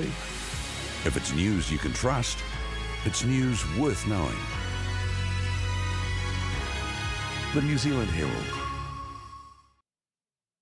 It is 8:25, you're with Herald Now. Joining me for our daily panel is economist Rob Campbell and Sarah Sparks from Sparks Consulting. Kia ora koroa. Kia ora. Kia ora. Let's talk about the treaty because we have been a bit this morning about the decision by the government to remove this line from the Act that requires a school board to, take into account the treaty. What do you make of this, Sarah? It's racial discrimination.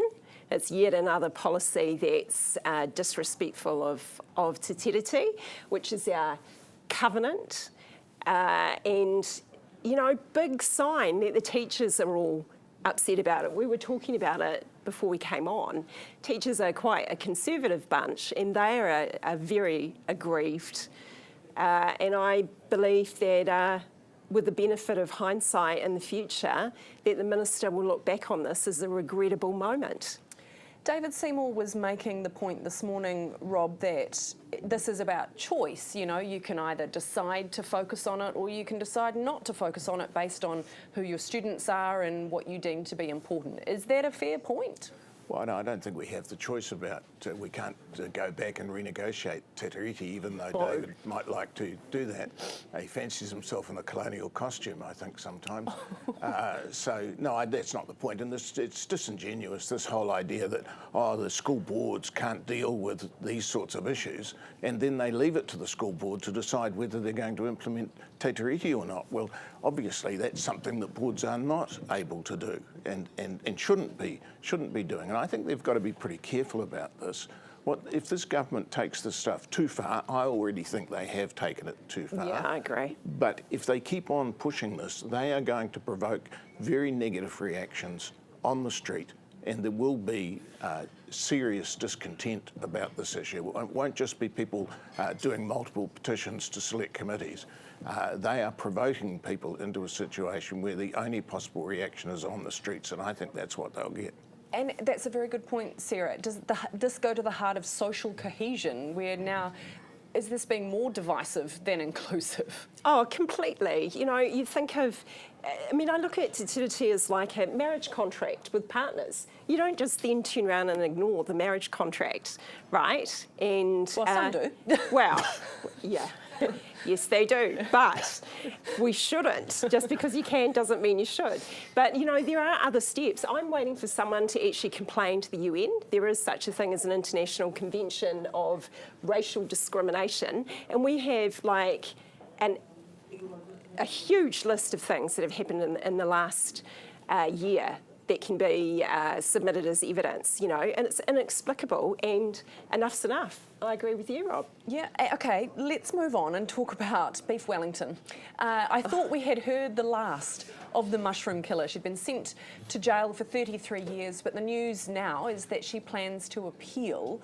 Given everything you heard, do you find it perplexing that she would bother?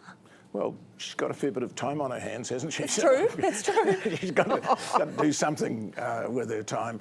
I mean, it seems a bit silly to me, but I'm at a fair distance. I think the only good use of mushrooms is for psilocybin, personally, rather than putting them and eating them. I don't like them, so I'd have got out of it. But you like them in the psilocybin form, do you? Oh, yeah, no, psilocybin's really good for you, but mushrooms, eating them is not good for you.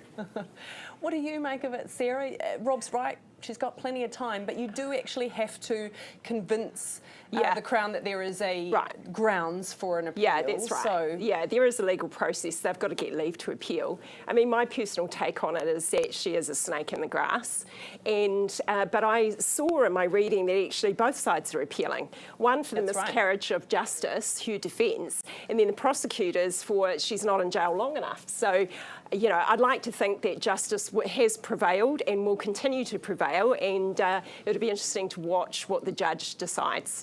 You've got to wonder why the Crown bothers appealing that sentence. 33 years is an awful long time. What would you possibly increase it to? But anyway, I'd like to talk about Eden Park. I don't know if either of you live in the area, but there's this report that Chris Bishop has commissioned. He's now written to Auckland Council saying, please respond. Basically, let's hold more events there. And it sort of sounds like if they don't respond in the affirmative, he might do it anyway. What do you make of that, Rob? Well, I've watched Chris Bishop for quite a long time in politics, and it seems to me he's quite adept at getting reports written that suit what he wants them to say. Certainly across Kāingaora that was pretty obvious, and there have been a number of other instances too. So I'm not surprised you could find people that would write that sort of report for him. If they had written the other report, he would have ignored it anyway, I think. I live about walking distance from Eden Park, and you know, I think that probably the die is cast there. There are going to be more concerts at Eden Park, unless we were going to build something else that was capable of holding these concerts in some place that was more acceptable to residents of Mount Eden. So can you hear them from where you live? Does it bother you, the traffic, the people, I don't know, dropping their booze on the way to the park? Honestly, most of the concerts, I wouldn't open the window to try and hear. We can certainly hear the Speedway, which isn't much further away. You know, I don't honestly just think it's a dead issue now. There are going to be concerts at Eden Park. It is going to get used. It's a major facility. People should stop worrying about it. Yeah, Sarah, do you agree? I mean, it's there. We may as well make it economically viable and actually use it for its intended purposes. Yeah, sure. So there's the economic argument. I get that, and I agree that the die's been cast. However, I also think this is an opportunity to actually bring the community in on board. And how do you do that? You know, I'd like to see that there would be a pilot run over the course of a year, and that there's a review in terms of the impact, and that there are certain provisions put in view, like a community liaison committee that actually works with Eden Park. So there's that bridge into community, because we all know that there's going to be noise impacts, there's going to be parking and traffic impacts, there's also going to be, you know, late night impacts. So there needs to be some compromise where you're not always going to get what you want, but there will be a happy middle ground. So I think there needs to be some more consultation and more approach in terms of bringing the community in. And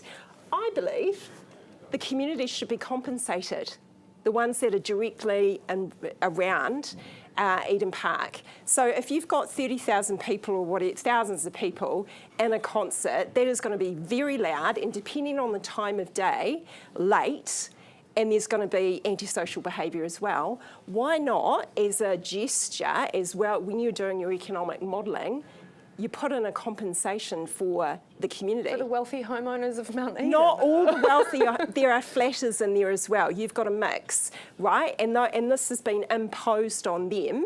I think you've got to work through different areas, and this would be a novel way and a new way of resolving a conflict, but I think it would have merit to do so. And, you know, I think that the Minister might be up for that than facing a hornet's nest of angry locals. Interesting take. Thank you both for your time this morning, Sarah Sparks and Rob Campbell, on our panel this morning. It is 8:33, time for the news with Wendy.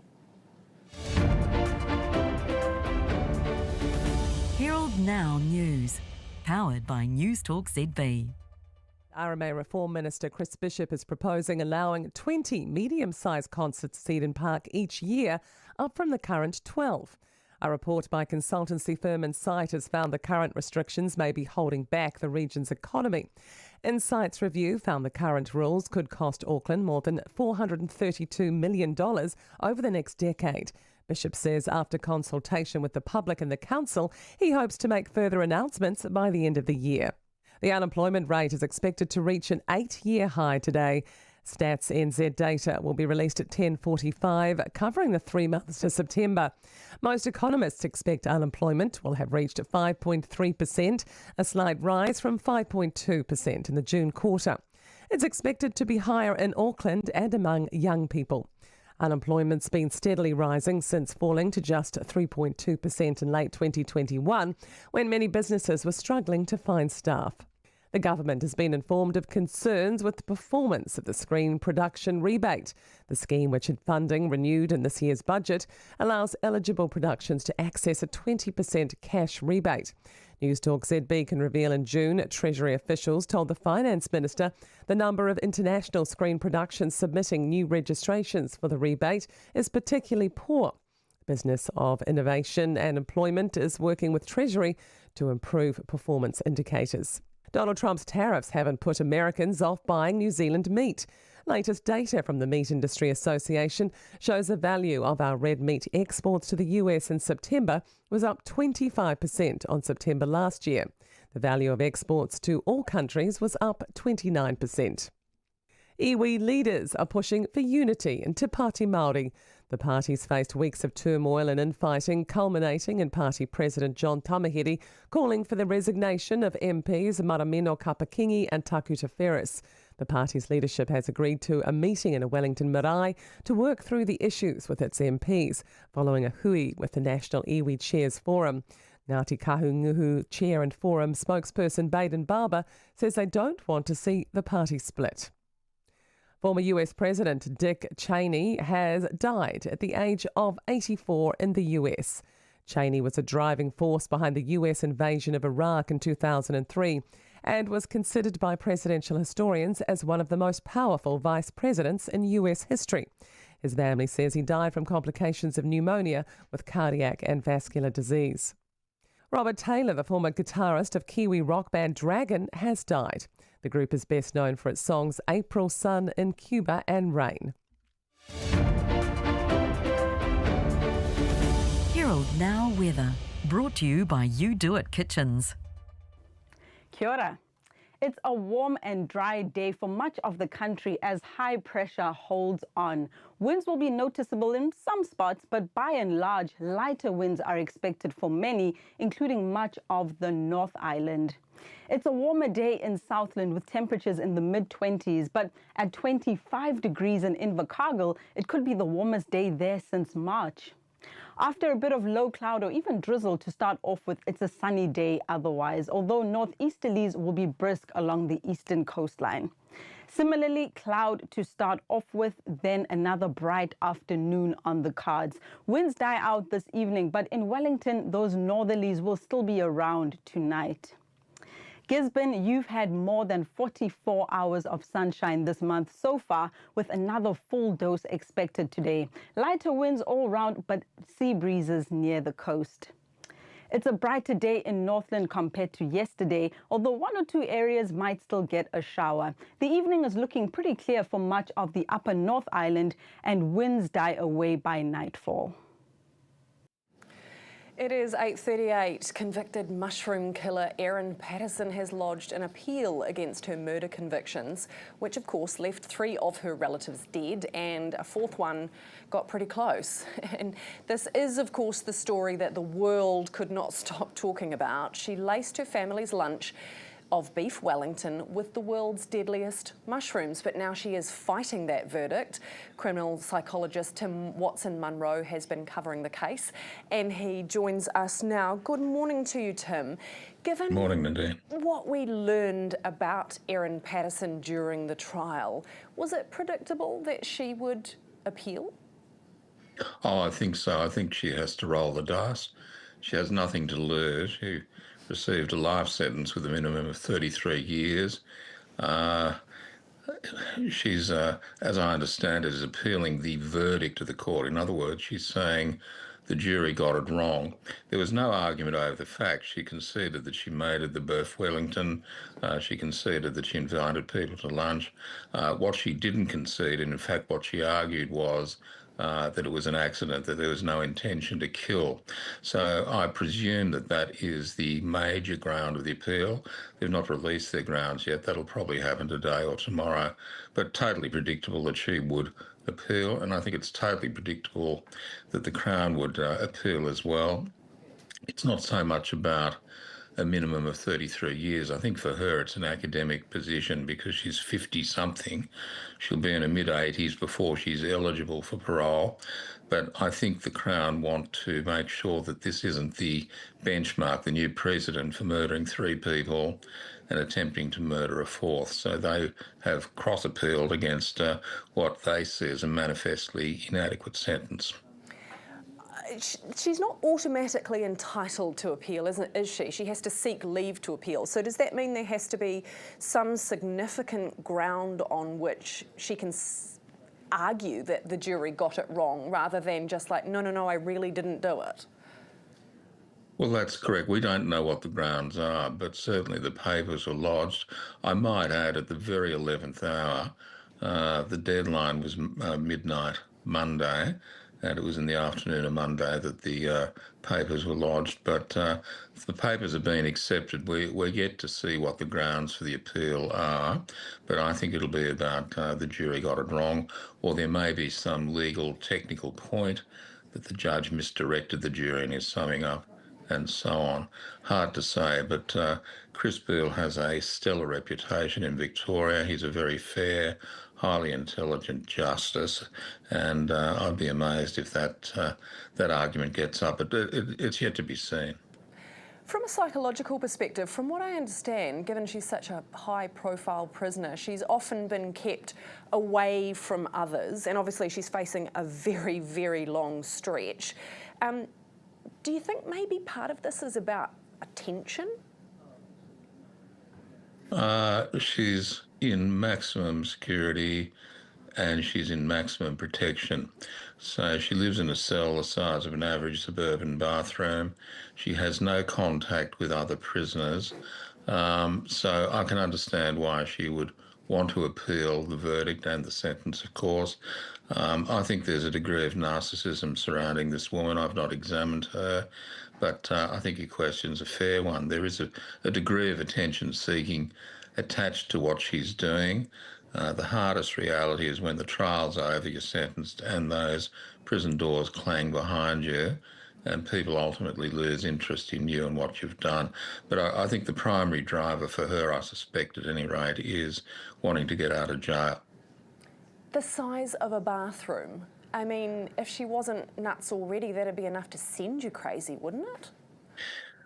Look, I agree with that, but there was no suggestion that she was nuts in common parlance, or certainly she was not deemed to be legally insane. It was found that she had an intention to kill. So there was no mental state defence referable to the charges against her. But I think in common parlance, living like that would send anyone around the twist. It's very harsh living conditions for somebody in jail. What does it say about us that we are so fascinated with this case, if anything? It's a question I'm frequently asked. And look, I think it's got shades of Macbeth, this tragedy. There's poison, there's mushrooms, there's revenge, evidently, anger. And I think people are fascinated by poisoning cases. The fact that it involved family members, the fact that she allegedly had attempted this before with her husband.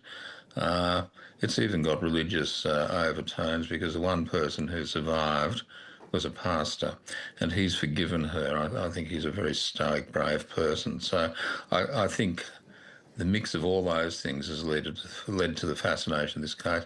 I mean, I spoke to journalists who are covering the trial, and, you know, the BBC was there. Obviously, we've got television from New Zealand, very interested as well.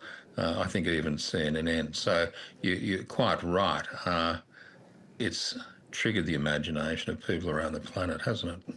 It certainly has, and it sounds like it will continue to do so with 2 appeals now underway. Thank you so much for your time this morning, criminal psychologist Tim Watson-Munro. It is time now to talk business with our partners 2 Degrees. Milk prices overnight dropped again in the latest global dairy trade auctions. That makes it 6 falls in a row. And earlier on the show, I was joined by Garth Bray from Business Desk, and I started off by asking whether there is now a downward trend, given it is the 6th consecutive fall.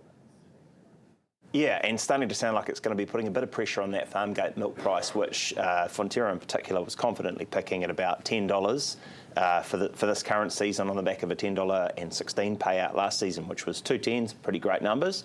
What we're seeing, I suppose, overnight is that there's a lot of milk supply around the world. Most of the milk producing and exporting nations are doing pretty well, and just a slight softening in demand. So that mismatch is bringing things back, probably to on the index about where they were September last year. But I mean, that wholesale milk price dropping 2.7% again, that's knocked about $800 a tonne US off the price since the peak in May. And bear in mind that this is at a time where those US dollars probably are buying more Kiwi, because I think we're down about 56 cents this morning. So, you know, even that isn't quite tempting people out. You would wonder if they're going to start thinking about getting the Farmgate Milk panel together at Fonterra to think, oh, should we adjust that figure down from that $10 pick that we had? Well, you know, that obviously would sort of flow through. Look, even if they did come down to that $9.75, historically, that's still high. Yeah, look, and strong, and obviously they're going to have a good story to tell with the capital distribution from that mainland deal too. But look, these are figures that probably every farm business looks at, adjusts its balance sheet, worries about how much it's borrowing against and so on. So definitely not a great sign, but you know, a long way to go yet. We talked about the fast track legislation yesterday and the mine proposed in the South Island. Yeah. The boss of that agency has resigned, leaving? Yeah, basically Push? announces it. Yeah, Alan Frick, who's the chief executive of the Environmental Protection Agency, announced that he's leaving after 11 years there next year. But that was within 24 hours of the government announcing a swag of changes, amendments to the Fast Track Approvals Act, which is really not that new, not that old anyway, and to try and fast track the fast track process. They were particularly, and one senior minister who was speaking to our team, Dileepa Fonseca and Patrick Smalley, have been on this one, said, are the two linked, this guy leaving and these changes? Absolutely. Right. There you go. This is, So is he being shown the door? Well, Shane Jones, who's the Resources Minister, who's been even more vocal and quite, even on this program, I think when I was in that chair back in September, we had him on saying the EPA need to sort of get the message. He's saying they missed the memo, that they, as an agency who administer the fast track approvals process, just were being too nitpicky, I suppose. Their interpretation of the rules, for example, meant that if an application wasn't judged complete, they would say, right, you've got to start over, send it back to us again, pay your fees, all the rest of it. One of these amendments is, no, you can update applications once they've been made, just to try and keep it going. They're saying some of the other changes are likely to shave about 6 weeks off the 6 months process. But you've got environmental groups saying, whoa, this is just going too far, too fast. The Environmental Defence Society saying, look, this is, you're changing who can appeal these decisions and tightening that down to just the people that had a right to be consulted on this, not the people that the panels that look at these things bring into the mix and say, hey, what do you think about this? So the whole thing is being squeezed and squeezed to the point where just the people that have an immediate interest in whatever is under consideration are being talked to. I can see why those environmental groups are concerned about that, right? Yeah. Because you could end up just ramming it through and they're not getting a say. And yet there's Shane Jones in Business Desk today saying, hey, look, if you don't like it, meet me at the ballot box. He reckons that we voted for mines. So I guess we will find out next year. Fletcher Building. Analysts are a little bit concerned about the number of houses they aren't selling. Yeah, right. The residential arm, I think, is pretty well known around the country for building, for spec building. And the analysts, Macquarie in particular, are taking a look at that saying, hey, look, it's not looking great, Kiwi. You haven't got great population growth. You're seeing immigration heading in the wrong direction. And all of that's leading to a situation where they think that Fletcher's basically got an unsustainable build rate of, they reckon it probably needs to be more like about 27,000 homes they're consenting a year, not 34,000. Fletcher's confirmed this in a recent update. It basically said, look, it's at about an 11-year high in terms of its stock of unsold homes. So not a great time really to be holding that, and they're picking that Fletcher's is going to have to start to turn that around and build less, basically. Do they just need to build cheaper homes so that people can afford to buy them? Well, there is a thought. There is a thought. The good news out of all this, I suppose, is that you've got Cotality reporting that in September, something like 51% of first home buyers secured a mortgage with less than a 20% deposit, and that there are some changes to the loan-to-value ratios that are coming in next month that will ease things for the banks and possibly make that even easier. So perhaps that crucial deposit that's so hard to get will get a wee bit easier to pull together. But yeah, you're right, probably the prices need to drop a bit. And that was Garth Bray from Business Desk, thanks to our partners 2 Degrees speaking with me earlier this morning. We're going to turn now to entertainment, where the team at the Herald sat down with Ozzy Osbourne's son Jack following his father's death earlier this year. Beth Haviland, entertainment reporter, is with us this morning. Good morning to you. What did Jack have to say? Obviously a huge moment in his life, losing his dad. Yeah, so this is about Ozzy's last book, Last Rites, which came out a few weeks ago now, and he finished it sort of just days before his death, actually. So Jack told us a little bit about, the writing process and things like that. He said his dad was really secretive about it. He didn't want to share too much about what was going on. But yeah, that he and his family also haven't been able to all read it yet. I think it's maybe a bit too soon for them. He's managed to read it through all the way, Jack has, and he said the last chapter in particular was a really difficult read for him. Yeah, I bet. And Squid Games took the world by storm. Was it last year? The Netflix series, but that was fictional. But there's a real one, and there's a Kiwi in it. That's right. There's a game show version of it. So this is Squid Game: The Challenge, which you don't want to get confused with the thriller, the fictional series. So they don't actually die. No, they in this don't. one. They don't. They just get eliminated. They don't get killed off, which is a relief. But yeah, there is a Kiwi on the show. This is the second season. It's just started airing now on Netflix. His name is Chris Williams. He's 37. He's from Gisborne, and he told us a little bit about what it was like. He said it was very intense, very immersive, but he obviously couldn't give too much away about how it goes. So we'll have to keep an eye on him. Because there's hundreds of people, yeah, right, there's competing. 456 people. The first few minutes are out on YouTube already, so I can say this, I think. But half of them get eliminated straight away in the first few minutes of the show starting. So it's do we know if he made it through that? We don't know. I watched and I looked for him in the crowd and I could not spot him. The Chase, which is a Kiwi favourite show. We're getting a Kiwi version of it. What are the reviews saying about it so far? They're pretty positive so far. So obviously this is it's a New Zealand version, but it was filmed in Sydney in Australia, hosted by Paul Henry, and Kiwis competing.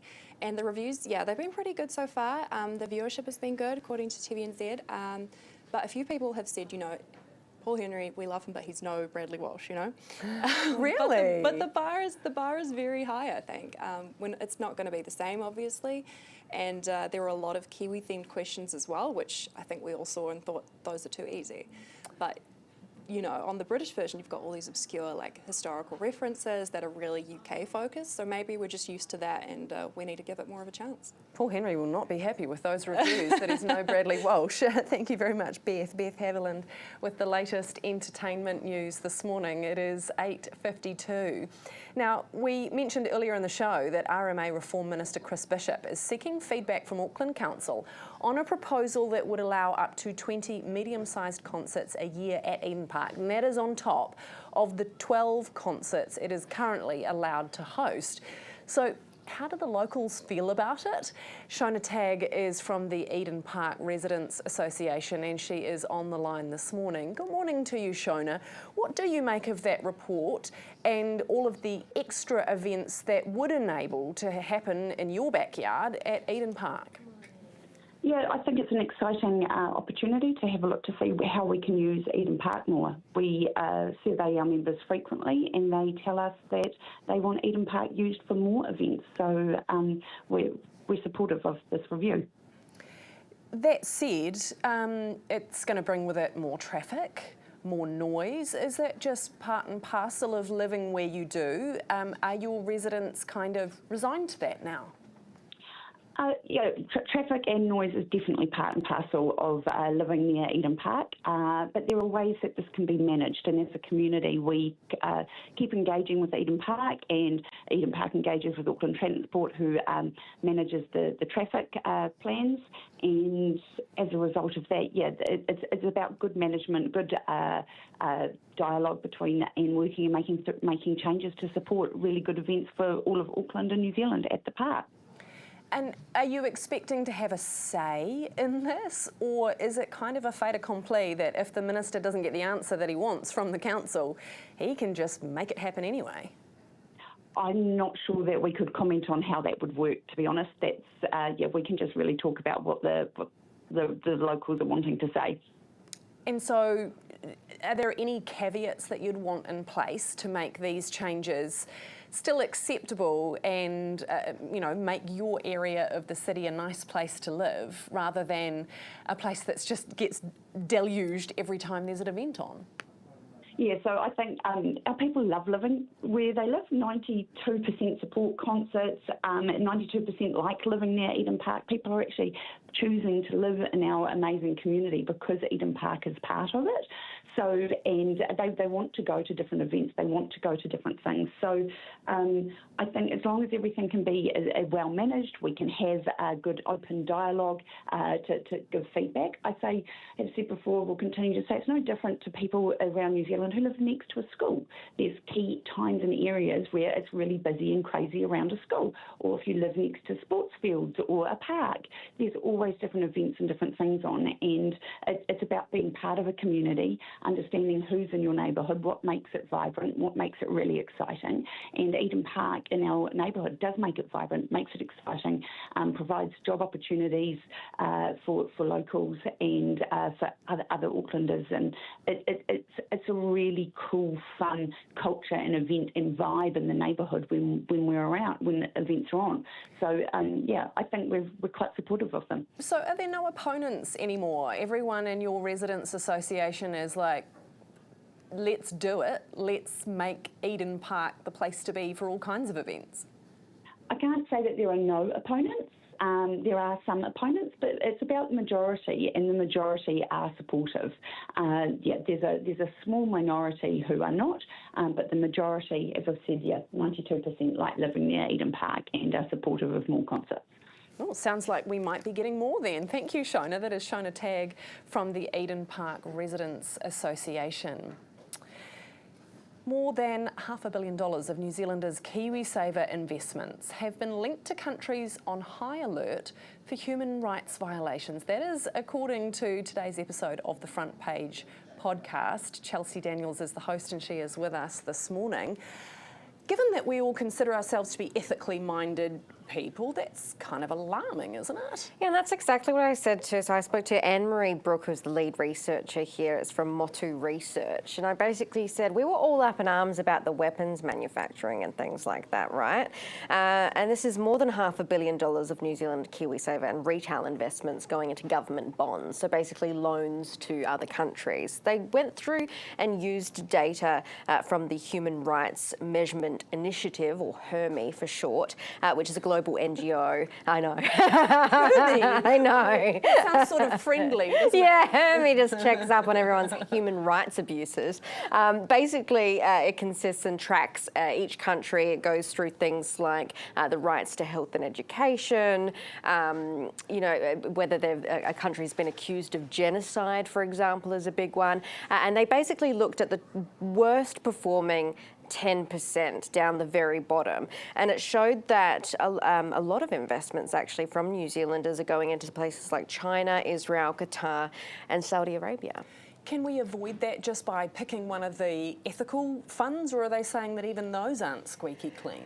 Well, in terms of the funds, when we're looking at ethical funds and the transparency around what we can look at where our money is going, there actually aren't any standards at the moment that looks at human rights abuses. It looks at things like your weapons, your drugs manufacturing, tobacco, oil. Yeah, exactly. But not this human rights. So it would be a real dial switch to be able to look into it. I mean, we can all call up our banks and get the statements and go through and pour through all of this information ourselves. But there's not at the moment a sticker or a star or 3 stars or I don't know.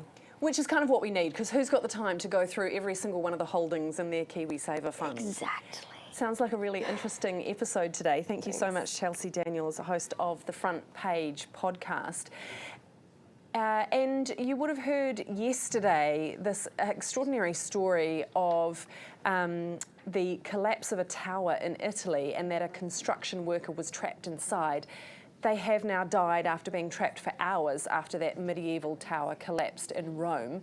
The man was pulled from the rubble by emergency services but later died in hospital. Rescuers faced a pretty tough task as they tried to use a first-floor window to get to the trapped worker while different parts of the building were continuing to collapse around them. Italian police have taken over the site to investigate possible negligence charges. So very sad news. Let's take a look ahead at the news developing today. Katie Oliver is a Herald NOW reporter. Teachers striking again. Yes, so we've got 20,000 teachers across the country going on strike again just after 1 p.m. this afternoon. Now, this is on day 2 of the NCA exams. Now, the strike is going to finish off at just after 3, so it's a short strike, but they're hoping it will be meaningful. Now, what they're hoping for is the government to bump up their pay offer. Now, they did overwhelmingly reject their most recent offer, which was a 2.5% rise. So it'll be interesting to see what the government says about that. Meanwhile, unemployment data out today. What are we expecting? Going to rise a little further? Yes, so economists are predicting, as we mentioned earlier in the show, they're expecting a 0.1% rise in unemployment figures. So we'll be keeping an eye on that, and it's coming out at 10 a.m. this morning. Thank you so much, Katie Oliver, Herald Now reporter. It is 9 o'clock, time for the news with Wendy. Herald Now News, powered by Newstalk ZB. RMA Reform Minister Chris Bishop is proposing allowing 20 medium-sized concerts at Eden Park each year, up from the current 12. A report by consultancy firm Insight has found the current restrictions may be holding back the region's economy. Insight's review found the current rules could cost Auckland more than $432 million over the next decade. Bishop says after consultation with the public and the council, he hopes to make further announcements by the end of the year. The unemployment rate is expected to reach an 8-year high today. Stats NZ data will be released at 10:45, covering the 3 months to September. Most economists expect unemployment will have reached 5.3%, a slight rise from 5.2% in the June quarter. It's expected to be higher in Auckland and among young people. Unemployment's been steadily rising since falling to just 3.2% in late 2021, when many businesses were struggling to find staff. The government has been informed of concerns with the performance of the screen production rebate. The scheme, which had funding renewed in this year's budget, allows eligible productions to access a 20% cash rebate. Newstalk ZB can reveal in June Treasury officials told the Finance Minister the number of international screen productions submitting new registrations for the rebate is particularly poor. Business of Innovation and Employment is working with Treasury to improve performance indicators. Donald Trump's tariffs haven't put Americans off buying New Zealand meat. Latest data from the Meat Industry Association shows the value of our red meat exports to the US in September was up 25% on September last year. The value of exports to all countries was up 29%. Iwi leaders are pushing for unity in Te Pāti Māori. The parties faced weeks of turmoil and infighting, culminating in Party President John Tamahere calling for the resignation of MPs Marameno Kapakingi and Takuta Ferris. The party's leadership has agreed to a meeting in a Wellington marae to work through the issues with its MPs, following a hui with the National Iwi Chairs Forum. Ngāti Kahunguhu Chair and Forum spokesperson Baden Barber says they don't want to see the party split. Former US President Dick Cheney has died at the age of 84 in the US. Cheney was a driving force behind the US invasion of Iraq in 2003 and was considered by presidential historians as one of the most powerful vice presidents in US history. His family says he died from complications of pneumonia with cardiac and vascular disease. Robert Taylor, the former guitarist of Kiwi rock band Dragon, has died. The group is best known for its songs April Sun in Cuba and Rain. Herald Now Sport, brought to you by Gold Sport. The men's number 652 ranked tennis player Nick Kyrgios will play women's world number 1 Arina Sabalenka in an exhibition match in Dubai on December 28. Meanwhile, Venus Williams is committed to the ASB Classic for a 7th time. The All Blacks have gone into their training for the Scotland Test week in muddy conditions at Edinburgh Private School. And a knee injury has ruled Indian spinner Ravi Ashwin's hopes of playing T20 cricket for the Sydney Thunder in Australia's Big Bash League. Herald Now Weather, brought to you by You Do It Kitchens. Kia ora. It's a warm and dry day for much of the country as high pressure holds on. Winds will be noticeable in some spots, but by and large, lighter winds are expected for many, including much of the North Island. It's a warmer day in Southland with temperatures in the mid-20s, but at 25 degrees in Invercargill, it could be the warmest day there since March. After a bit of low cloud or even drizzle to start off with, it's a sunny day otherwise, although northeasterlies will be brisk along the eastern coastline. Similarly, cloud to start off with, then another bright afternoon on the cards. Winds die out this evening, but in Wellington, those northerlies will still be around tonight. Gisborne, you've had more than 44 hours of sunshine this month so far, with another full dose expected today. Lighter winds all round, but sea breezes near the coast. It's a brighter day in Northland compared to yesterday, although one or two areas might still get a shower. The evening is looking pretty clear for much of the upper North Island, and winds die away by nightfall. 5 minutes past 9, that is it for us this morning. For more news, head to nzherald.co.nz. A quick thank you to our partners Forsyth Bar, You Do It, Barker's, Max, 2 Degrees, GJ Gardner, Dilmar and Noel Leeming. From the team at Herald Now, thanks for joining us. Ryan will be back at 7 tomorrow. Kia pai tō rā.